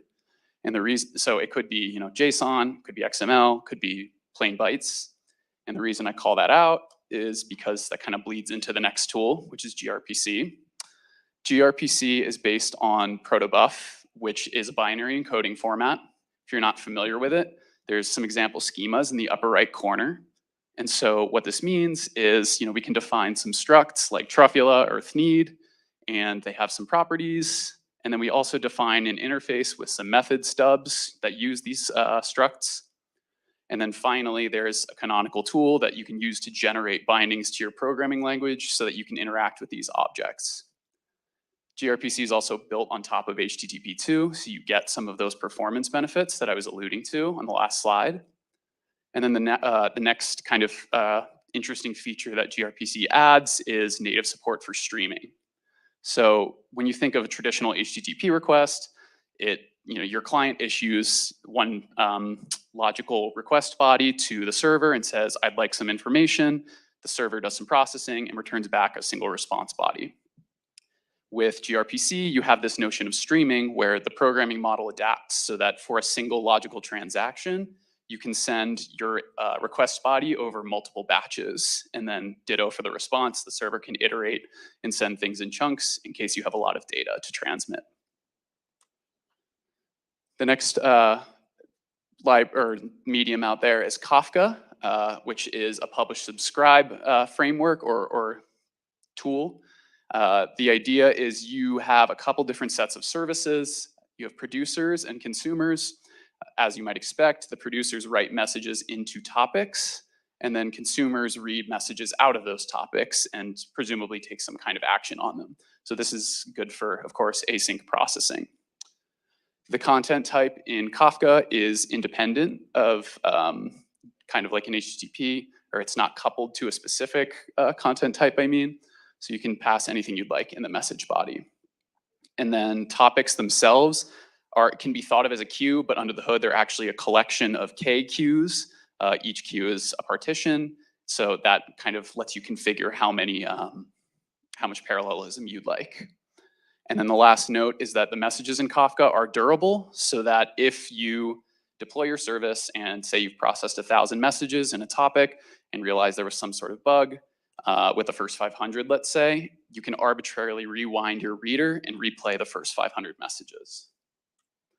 Just to illustrate with a diagram, as we can see on the left, here's a topic. This one has 4 partitions. When producers write into the topic, it picks some partition. And then on the right side, we can see we have a couple different consuming services, and those can both pull out of the same topic at the same time, since the messages are durable. So that's kind of also a nice benefit of the durability. And then the last one I'll talk about is temporal. This is a fork of Cadence, which, if you're not familiar with that one either, they build themselves as workflow orchestration engines. Hopefully the font's not too small, but what this means is you can define a workflow, which is a unit of work for your application. In this case, this one's called a monthly charge on a bill customer workflow struct. And what that does is we define that workflow with a sequence of activities.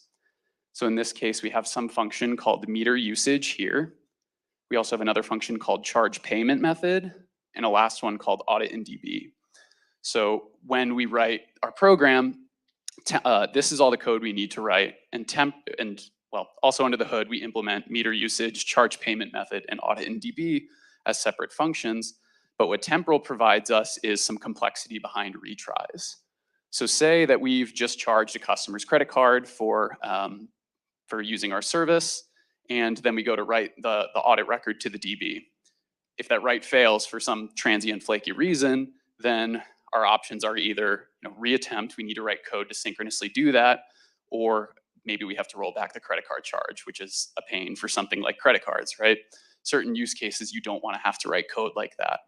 So with temporal, the framework automatically builds in this retry support, so that if any activity on this block of code here returns an error, then it will print out that error or whatever, and then the system will sleep and exponential back off, and then automatically retry that thing a bit later. Just to define or show the architecture a little bit, for each of your services, you define activities and workflows inside of them, and then your application will communicate with a deployment of temporal. And your application will ask temporal basically on an interval, hey, I'm idle, give me an activity to run. And then it tracks the state of your application, which activity you're executing, and which one you should execute next. And then one last detail about temporal, or a couple last details.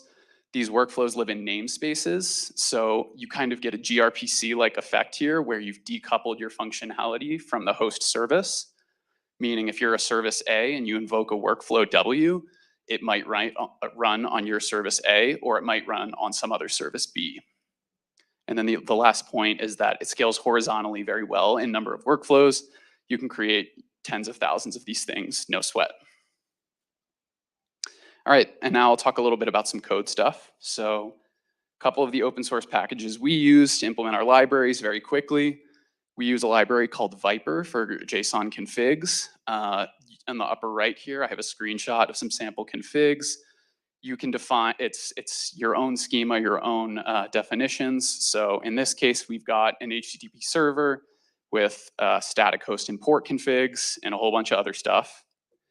But I mentioned earlier, right, we're based on containers, we're based on Kubernetes, all this stuff is based on images, so these config files are baked into the file. So sometimes you want the ability to override this stuff more dynamically. So we've built an in-house feature that we call env bindings, which allows you to define environment variables that will override the values of these configs. So taking an example here, on line 123, if you define the environment variable output data bucket when you deploy this service, it overrides the config in clients.s3.bucket, which is this one over here. So this is useful for secret management. It's also useful for multiple deployments, right? Maybe multiple prod deployments or a sandbox deployment, anything like that. And then the last major library we use is FX. This is a application lifecycle management framework, and it also implements dependency injection. So what this does is for your main function to actually kick off your program, this is pretty much the entire body. You just define a series of clients or objects you use, like a Viper config or a Postgres client, and then you provide a series of invokes.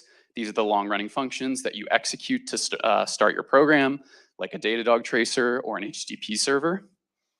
You say fx.new and the app.start, and FX crawls the dependency graph, and it will start your program. It passes, all of the clients along the chain for your program. So now I'm gonna walk through a couple of our code libraries. So I'll start with our Kafka one. Kafka is a pretty mature ecosystem, which, looks a little bit daunting at times, right? When the more mature your product gets, the more configurations you have to consider.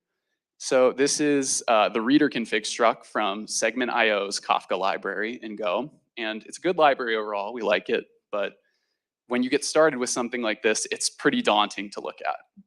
So looking at this and getting started with our library, we figured, okay, what is the simplest stuff we can start with? What is the contract that you, a developer at an organization, care about when you want to start using Kafka? What you want to be able to do is consume a Kafka message, run your business logic, and then return success or failure. So that's the interface we define here. We have a function alias called a handle func, and that will consume a Kafka message and will return an error, whether or not it succeeded. So then for our library implementation, on line 96, we have this consume function, which will take in some handle func that the library user passes as an arg. And then on line 106, we will call consume loop. So this will kick off the long-running loop to actually read from the Kafka queue for the duration of the program. And here's the implementation of that consume loop function. I'll just point out some of the major highlights. On line 184, we can fetch the message. So we'll pull a single message out of the Kafka queue. On line 196, we will take that message and we will actually execute the function fin that the caller had provided when they called consume. And then assuming there was no error, on line 202, we will commit that message, which means we'll tell Kafka, we successfully processed this thing. I'd like to move on to the next item in the queue. And this is just a forever loop. So this will run for the duration of messages being available. And that's it. It's pretty simple implementation to get started. But because we're good library authors, we want to add lots of other bells and whistles, right? We want to make this thing usable for other people in the company, and we want it to communicate well with all the other services out there. So you may have also noticed in this example, I have a Datadog tracer I've spun up at the top. And right here on line 195, I have this start consume function. So what that does is right before actually executing the client's function, we will kick off a new Datadog span for that operation, and we add lots of boilerplate tags, things like the resource name, partition, offset. We can add some other metrics with that tracer.measured call. And then we also inject that span into the context object here, so that when we pass that into the client's custom FN function, they can define their own spans and metrics, and they can inherit that for free. What this all amounts to is this is what your sample code could look like. So you've got some business logic function, processed need. This is some arbitrary implementation. And then on line 105, you can see these two orange arrows here. The function returned on line 89 can be injected into the argument there on line 105. And with FX magic on line 113, we just say, when I start my program, I'd like to start reading Kafka messages. And this is pretty much it. So this is a complete program. This will let you start reading Kafka. And next, I'll talk about our HTTP library. Hopefully, this is a pretty intuitive code snippet. We're spinning up a server using a framework called Gin. And we listen on port 3000, and we do some business logic, and then return some JSON. But if you want to use HTTP in production, it's never as simple as just spinning up that server like that, because there are so many operational hurdles you have to clear. Especially if it's going to be public internet, you need some kind of authentication, but then you also need things like logging and tracing and panic handling. All this stuff that you as a developer don't really want to think about sometimes, but you really need it, right, for your uptime stability. And canonically, there are lots of, or there's a well-defined concept across programming languages called middlewares. So these middleware functions can intercept traffic before it hits your target handler. And this is such a sample implementation. We have 5 different middlewares here. Gin's library function is called use. So in this case, we pass a panic handler, an authentication, request logging, cores, and tracing specific functions into router.use. And then we'll start inheriting these middlewares for free. And that's all well and good, but I as a developer don't want to write this when I spin up a new service, right? This is all very boilerplate stuff, especially like if you take the panic handling, for example, how much is that going to change service to service or even over the lifetime of panic handling, right? There's only so much you can do besides call recover. So this is where we can kind of library some of this functionality. If we define static implementations for a bunch of these different middlewares, we can configure them with Viper. So we can define a key called middleware in our schema, and that will be an ordered JSON list of all of the different middlewares we'd like to execute. So in this case, we can see that we've got a Datadog middleware followed by request logging, error handling, and bug snag. And as far as the actual implementation of this, we can define a function that will map a name like cores or ddog into the actual function implementation. And then the function implementation returned there, we can pass into our library code here as well. So just to highlight this, I've got that get middleware f that was from the previous slide.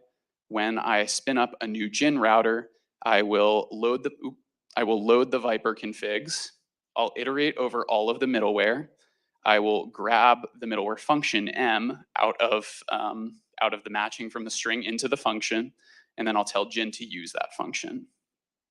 Once again, because we're good library authors, we can add sanity check stuff like a ping route or a debug vars route. And then finally, I'll call some function called register, and this will define, the user's custom routes. So since this is a library, the main hook we expose to the caller is some function called register endpoints f. And this is what the caller can interact with, so that this would be all the code they have to write. So once again, similar to the Kafka slide, this is all I have to do to kick off my program with a new HTTP server. Should look very similar to the first slide, but now I inherit all that middleware behavior for free. And that's that. So pretty straightforward. Of course, there's a couple other libraries, but in the interest of time, I'd like to talk more about making a choice between these libraries. And the good news or the bad news, depending on how you think about it, is there is usually not a single correct answer to this question, because there are so many different variables that go into this decision. You need to decide if your service needs to expose information synchronously or asynchronously. You need to think about the number of people writing code against this library and how much of a lift it is for them to write that code, security requirements, cost, performance, and so on and so forth, right? There's a lot of stuff here. So I figured the easiest way to kind of talk about this would be to give a few examples for of scenarios I've run into with my time at Nightfall. So let's take this as an example. We wanted to define a new service called a file scanner. And what it should do is receive an upload of a batch of files, and we should kick off scans for each of those. And then on the right side there, I have a generic Nightfall logo. That's where we run some models and detect credit card numbers. But the question mark here is what kind of interface, what kind of technology do we want to use to enable this file scan for client services? And solutions exist for all of the technologies that I talked about today, right? Some are probably a little more sane than others. With HTTP and gRPC, you can think of it as an upload, and then you hold open a connection and wait for a response. Maybe with Kafka, you write the file into a topic and have some kind of async listener. And with Temporal, you can create a workflow for each file, and the Temporal SDK exposes a future-like interface, so you can block on the future for when that scan completes. But let's take a second back, I guess, to think about what a file is from the product requirements point of view. A file is pretty broadly defined. A file could be 10 kilobytes of plain text, or it could be a gigabyte zip file with spreadsheets and high-resolution images inside. So because of this breadth of definition, synchronous solutions probably go out the window, right? You don't want to just sit there and wait for the backend service to perform OCR and open up a spreadsheet and do lots of other compute-heavy stuff. So if we're going to lean async, there's probably an argument for either of Kafka or Temporal. We've found that Kafka works well, given our present scale for this kind of operation. Logically, Kafka will work well for a paginated type operation because you can control which partitions you write into. That gives you nice behavior for knowing when you've completed all of the pages in an operation. Temporal, of course, will also work pretty well because of this futures-like interface, but there's other costs that come with this. So because it scales horizontally so well, the programming model is tempting to write as create workflow for each file. But if you receive a large batch of files, 10,000 files from somebody's Google Drive, then all of a sudden you've kicked off 10,000 workflows and you've DDoSed your downstream compute services, right? They can't keep up and then things start crashing. So we've been pretty happy with the Kafka-based solution for now, but maybe with better throttling, the Temporal solution could work. Taking another example, kind of the right half from the previous diagram that I showed, if we have some Nightfall models as backend services, and then we have a couple of other upstream services that might call into these models, how should the Nightfall models return findings back to these upstream services? Once again, we have some different approaches. Depends a little bit on the execution speed of these models, but it's probably reasonable to assume these things are somewhat performant, right? Given that we want to run in probably sub-second latencies for a lot of these things. But in addition to the performance element of things, there's some other interesting product thoughts to think about here, which are, we're a security company, right? And so the highest priority is protecting our customers.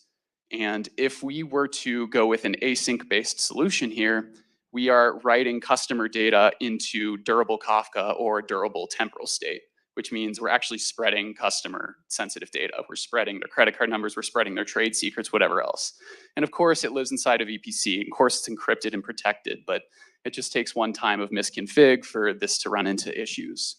So in the interest of SOC 2 certification and privacy and all these other fun things, you definitely want to go with a synchronous-based approach for this type of solution to meet your security requirements. Between gRPC and HTTP, I will always pick gRPC. You get nice performance boosts, and you have streaming-based solutions in case you have lots of findings. But there could be arguments for HTTP depending on your situation. Another example I'll give is an alerting service. So if we have a service that will kind of centralize the logic for reporting to downstream platforms, things like Slack or email or a webhook URL, how can we expose a contract for this alert service? As always, some implementations. And in making a choice here, They're all kind of sane in their own way. It just depends on what semantics you need to define for your application. So do you, as the library author, want to expose an interface where your clients will always be able to say, okay, I know whether or not this write succeeded because it returned an error synchronously? Or are you okay with fire and forget? Are the clients willing to assume that the operation succeeded?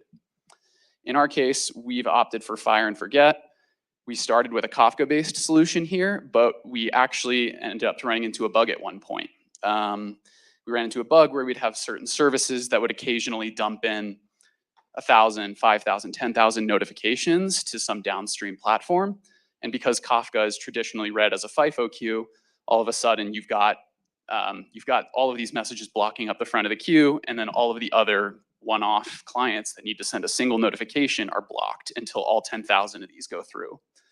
So in the interest of reducing some latencies there, we kicked off a migration to temporal, and those latency issues disappeared because, once again, temporal does scale horizontally so well. And the final example I'll give here is an analytics service. If we have some service that needs to compute, roll-ups on our data warehouse, how do we want to expose that? Once again, sorry. So what the main execution logic is you need to kick off a SQL query. And then once you kick off that query, you need to write the response data to some, agreed upon location, like an S3 bucket. And in this case, a synchronous solution is definitely not going to be tractable. Data warehouses are notoriously slow. That's kind of the point, right? These queries could take minutes to run. So between Kafka and temporal, as a gut feel, temporal seems pretty ideal, just because if you have some kind of follow-up operation, like once you've completed the query, you need to write the data to a bucket. And if you have partial failure and can't write that data to the bucket, then with Kafka, you might end up choking, and you're going to have to repeat the Snowflake query once again, which is a lot of wasted compute. So this is where I'll wrap things up. This is by no means an exhaustive list, but these are a lot of the pros and cons that we've kind of enumerated with all of our different experiences working with these tools. If I have to sum up a byline for each, HTTP, I would say jack of all trades, master of none. It's very convenient for a lot of use cases, but it's usually not the most specialized or interesting tool. gRPC is kind of a nice natural evolution on HTTP, but it is a little less mature and can sometimes be kind of finicky to test because of the binary protocol. Kafka is pretty mature. It's one of the async de facto tools of choice, but the noisy neighbors and blocked queues can be definitely a bug at times. And finally, with temporal, you have some really nice behavior that's very useful in distributed system programming contexts, but it is a very immature product. We've had breaking changes in the use of the SDKs and all of these things. So just be careful with that one, but it's been a very positive experience overall. And that's all I had. So I don't know that we have time for questions, but thank you. Thank you, Evan. If you have questions, find him. He's right here. Just follow him. Or I'm sure you can reach out to him after on Discord or the interwebs or whatnot.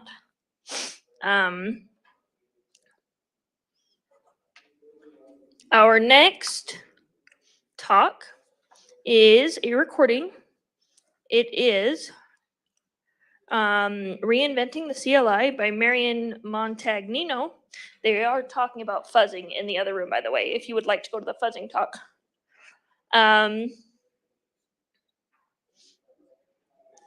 Let me just get this ready, and then I will introduce the talk. Hi, everyone.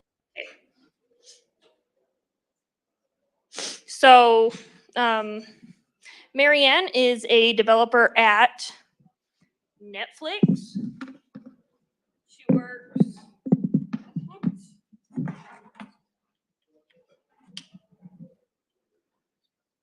She works in many languages, including Go, but Go's her favorite.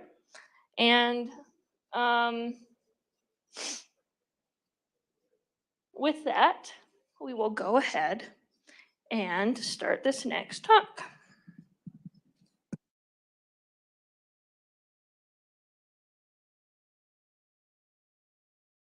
Everyone, welcome to GoWestConf 2022.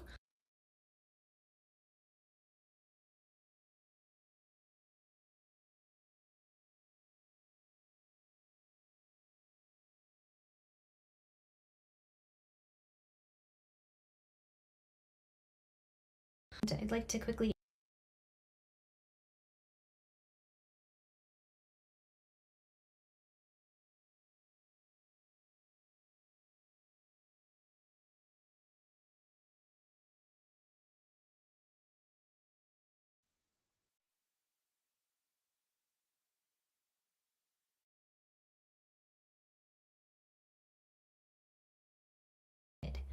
So I was lucky enough to have access to computers in the 80s where I would play games, learn how to type, and then in the 90s, my dad got our first family computer, our home PC, and I fell in love with it. I read the MS-DOS manual from front to back.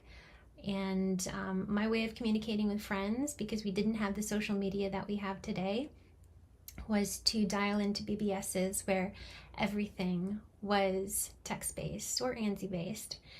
And I fell in love. So yes, the rest is history. So today, it's my pleasure to talk to you about command line interfaces, specifically reinventing the command line interface from machine first design to human first design using an empathetic approach. So let's first talk about what a CLI is. As many of you know, CLI is short for Command Line Interface. It's a text-based interface that allows users like me and you to interact with a computer. Input is usually typed in via keyboard, and then output is usually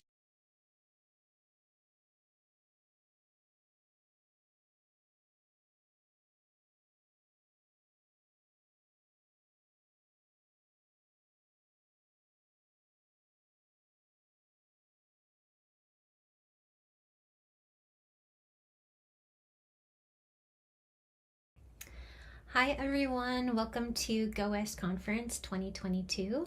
I'd like to quickly introduce myself. I'm Marian Montanino and I've been coding with Go since 2014, so for 8 years. But more than that, I have been using the command line interface ever since I was a kid. So I was lucky enough to have access to computers in the 80s where I would play games, learn how to type, and then in the 90s, my dad got our first family computer, our home PC, and I fell in love with it. I read the MS-DOS manual from front to back.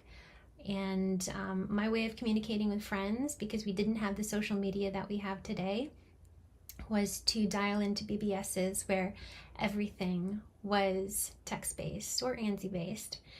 And I fell in love. So yes, the rest is history. So today, it's my pleasure to talk to you about command line interfaces, specifically reinventing the command line interface from machine first design to human first design using an empathetic approach. So let's first talk about what a CLI is. As many of you know, CLI is short for Command Line Interface. It's a text-based interface that allows users like me and you to interact with a computer.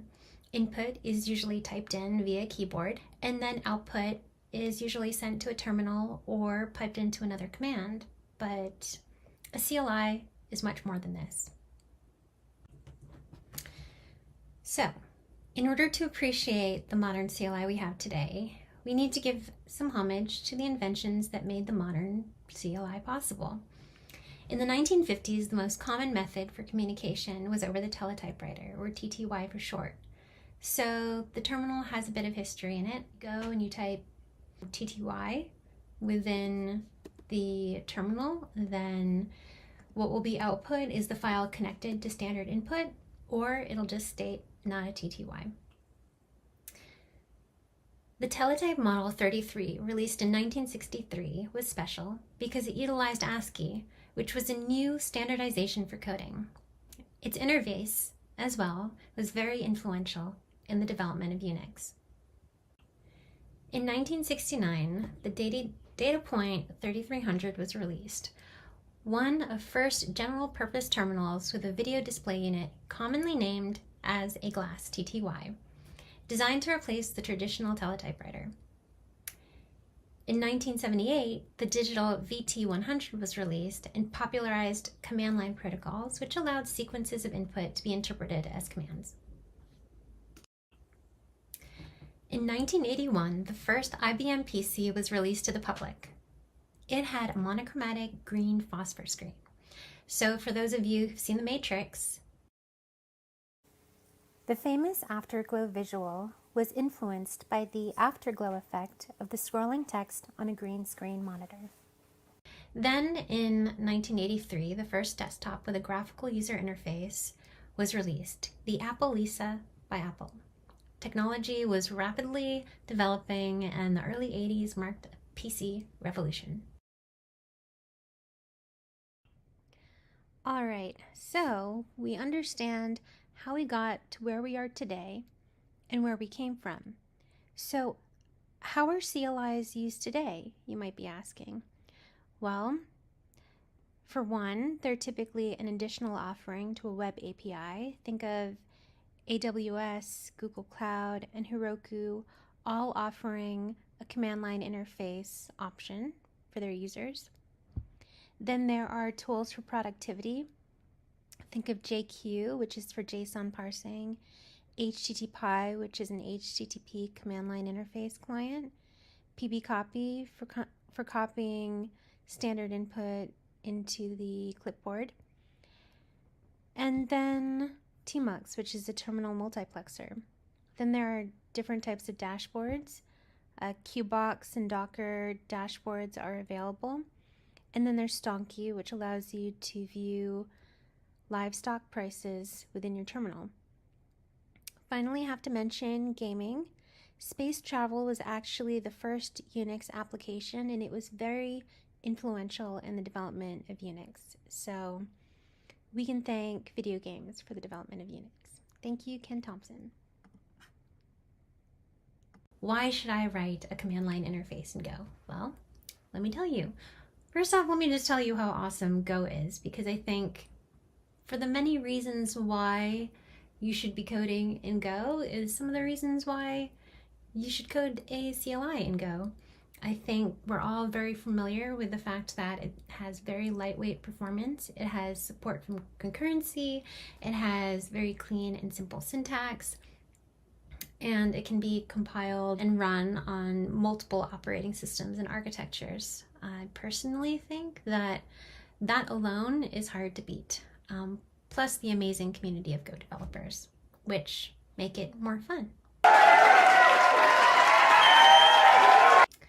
But more specifically is the number of libraries in Go that have already been developed that help support you to build your first command line interface with Go. And Cobra, which is a great package for building powerful command line interfaces.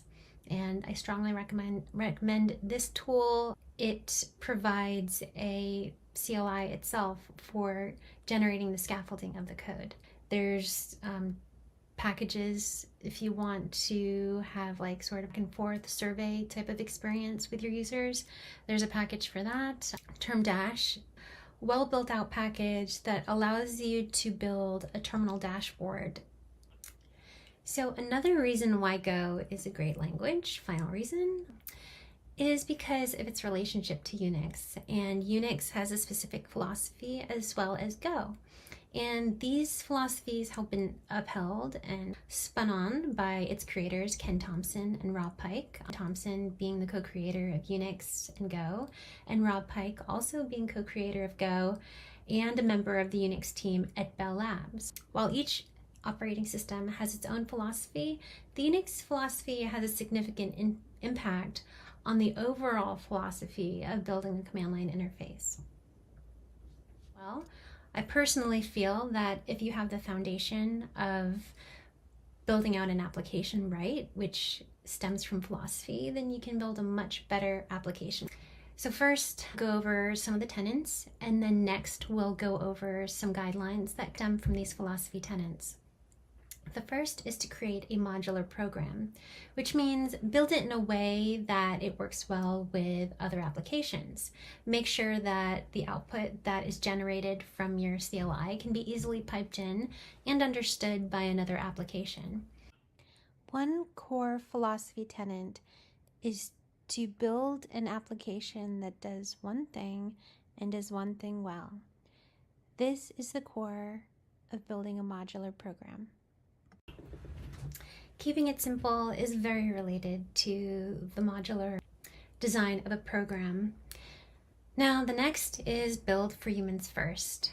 You should always be outputting in a user-friendly design and only use machine output where it doesn't break usability. Again, interaction between the application and users should be flowing like a conversation. And also within your code, you have the ability to check whether or not you are outputting to or piping your output to another command or not. So use that to your advantage, and you can switch to machine output versus human output depending on one case or the other. And the last philosophy is to save time. So think of exactly what Steve Francia did for the Cobra CLI, where he built a command line application that generated code scaffolding for users to quickly build their command line interface. That's exactly what he's doing. He's saving developers time.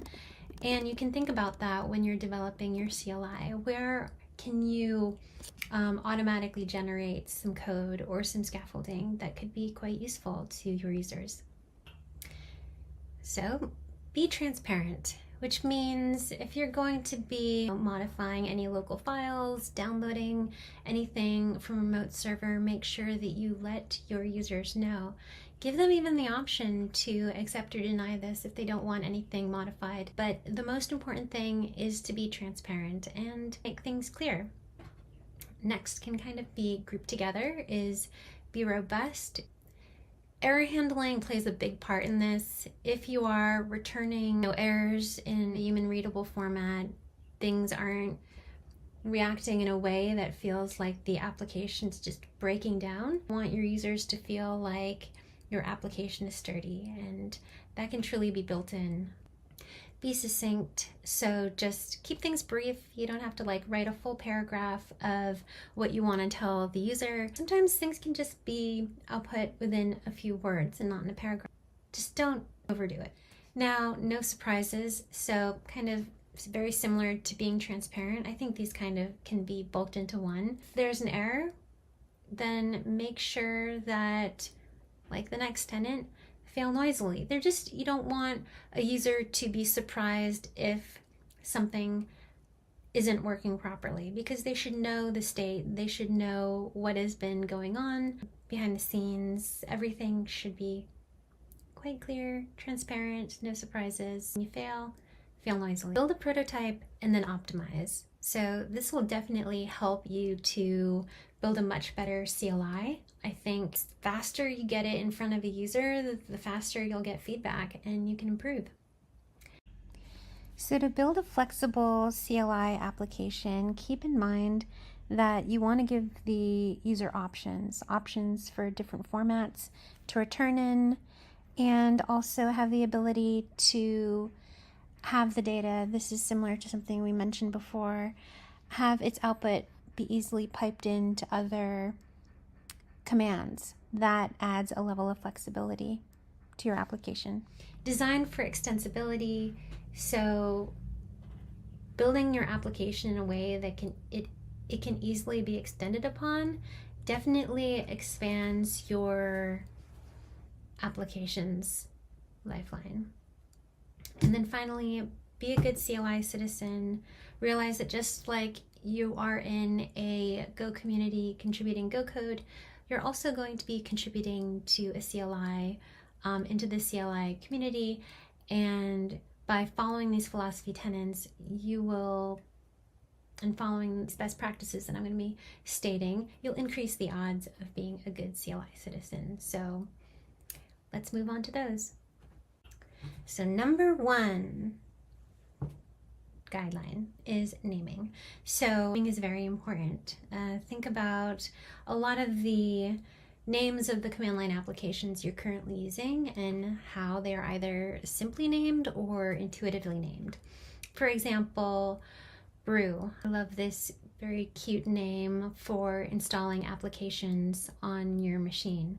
So basically how Brew contains formulas within a seller, it basically uses this play on words to increase an understanding of, you know, what exactly is going on. ImageMagick is the same. It's a tool that allows you to manipulate images, either to convert, edit, compose these images, and basically create magic on images. Then there are application names that are quite simple. Just think of Git and AWS. Those are 2 application names that quite clearly match up with the name of the service that you're interacting with. So either choosing a name that's either simple and or intuitive is the number 1 guideline.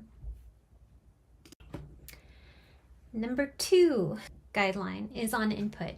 So just like we communicate with each other with the English language and how language contains certain rules like syntax and semantics, the same thing when you're communicating with a command line interface. And typically command line interfaces have 2 different sorts of structure for its language, like we're showing right here, the application name, and then noun, verb, and then adjective, which is the flag.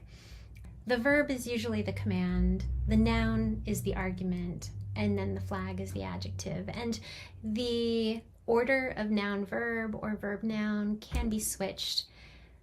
It's kind of 50-50. You could choose whatever seems more intuitive for your command line interface, but choosing a structure and being consistent with it is a very specific input guideline to state. Okay, so now it's a good idea to go over some examples just to solidify this information. Are examples on this page that use the noun verb and then the verb noun sequence. For example, this Docker command, Docker container ls quiet, uses the noun verb sequence, but then the following git command uses one that switch, where clone, which is verb, and command comes first, and then the argument, which is the SSH URL. But both similarly use flags, which are adjectives, considered adjectives, at the end. And then AWS example just shows where things can be even a bit more complicated, where AWS uses this command where it's a noun, verb, noun, followed by the verb sequence. For Cobra CLI has a tool that allows you to generate scaffolding. I just want to show you exactly what that looks like, so you know where the command name is defined and where the args are defined and where flags can be defined. So right now, use is the command, and that is set in that field.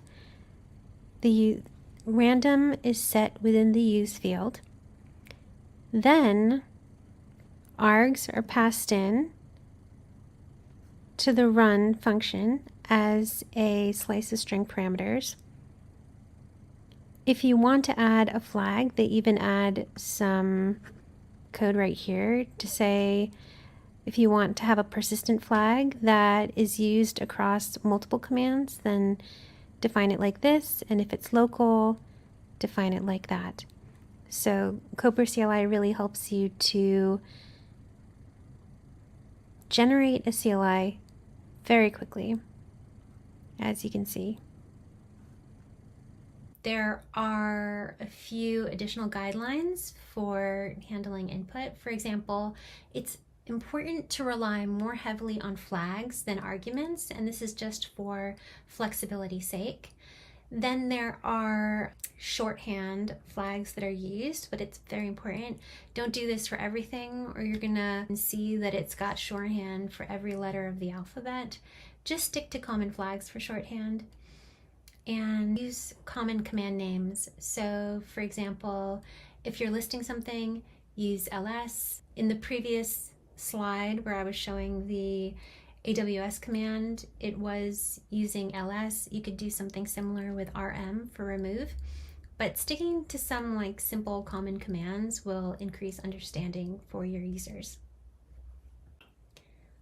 Another type of commonly discussed type of input is signal and control characters. And just think of how an application is running in your terminal and it's taking forever. So a user is going to type Control-C or want to send a signal to the application to tell it to escape. Or for example, it'd be piping input into your command and a signal could be coming from that external process. And you want to be able to handle these signals and control characters properly. So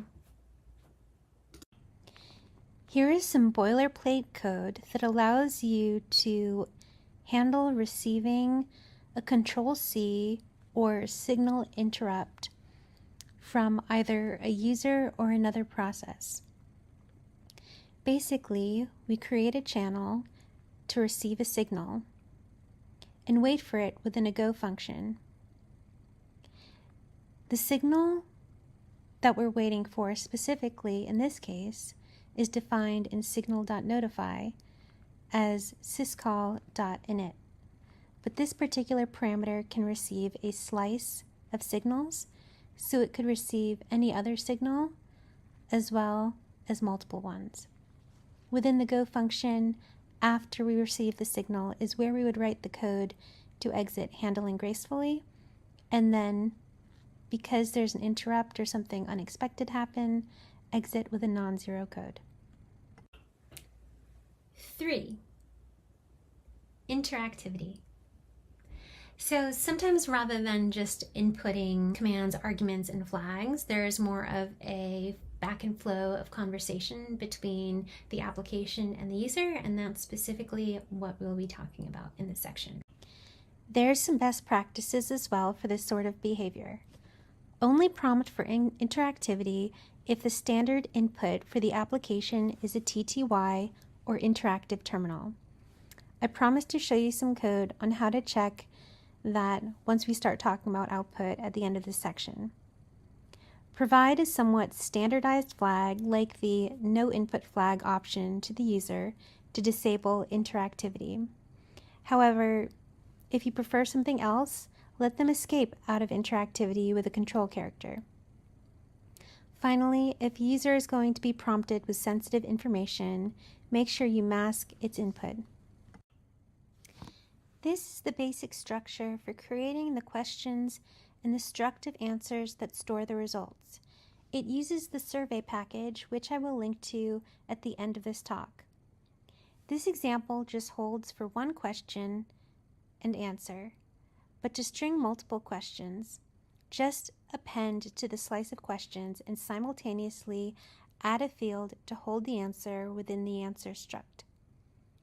Notice that the name of the question matches the name of the field in the struct.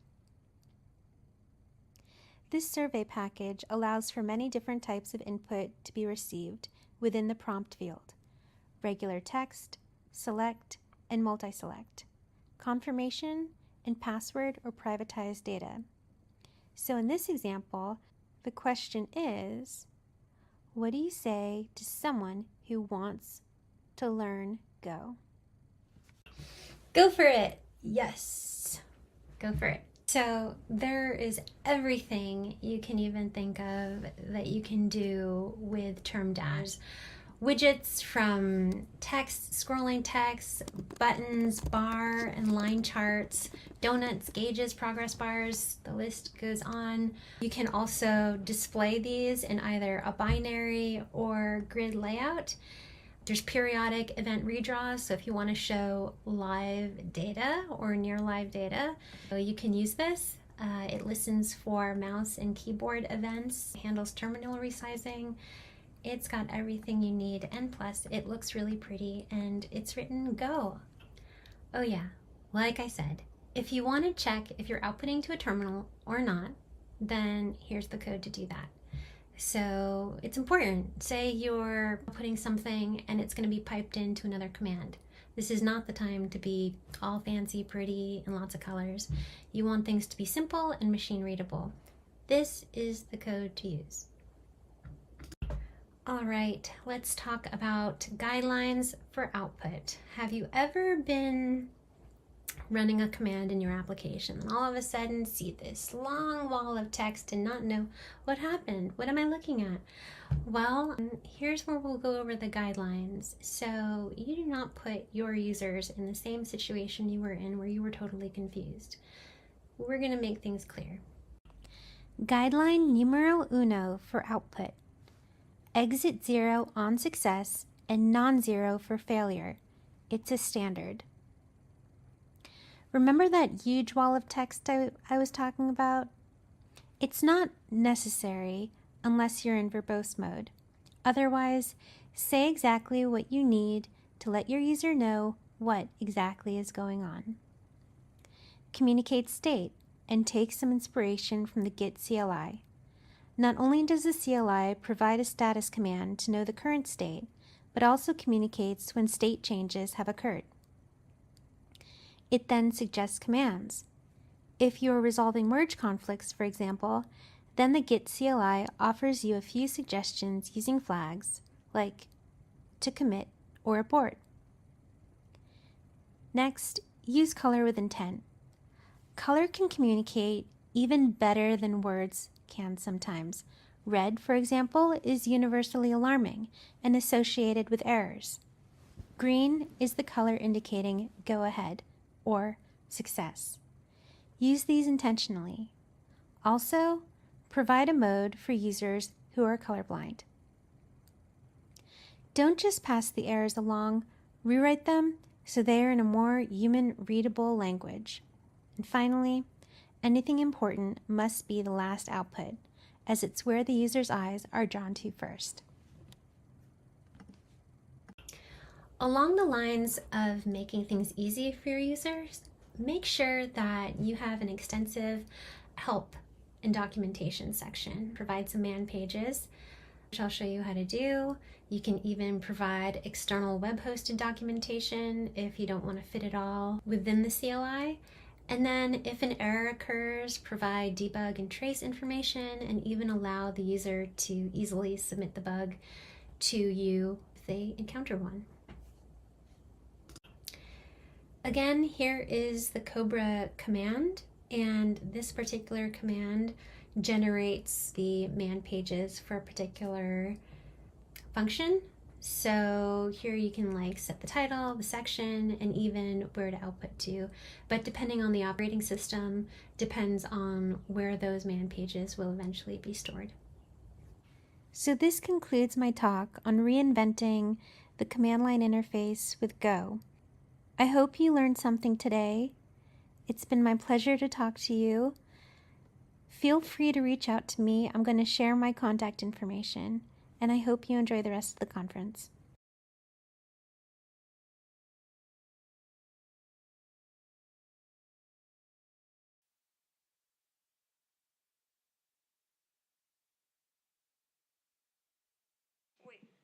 Oh, good. Oh, good. So, we have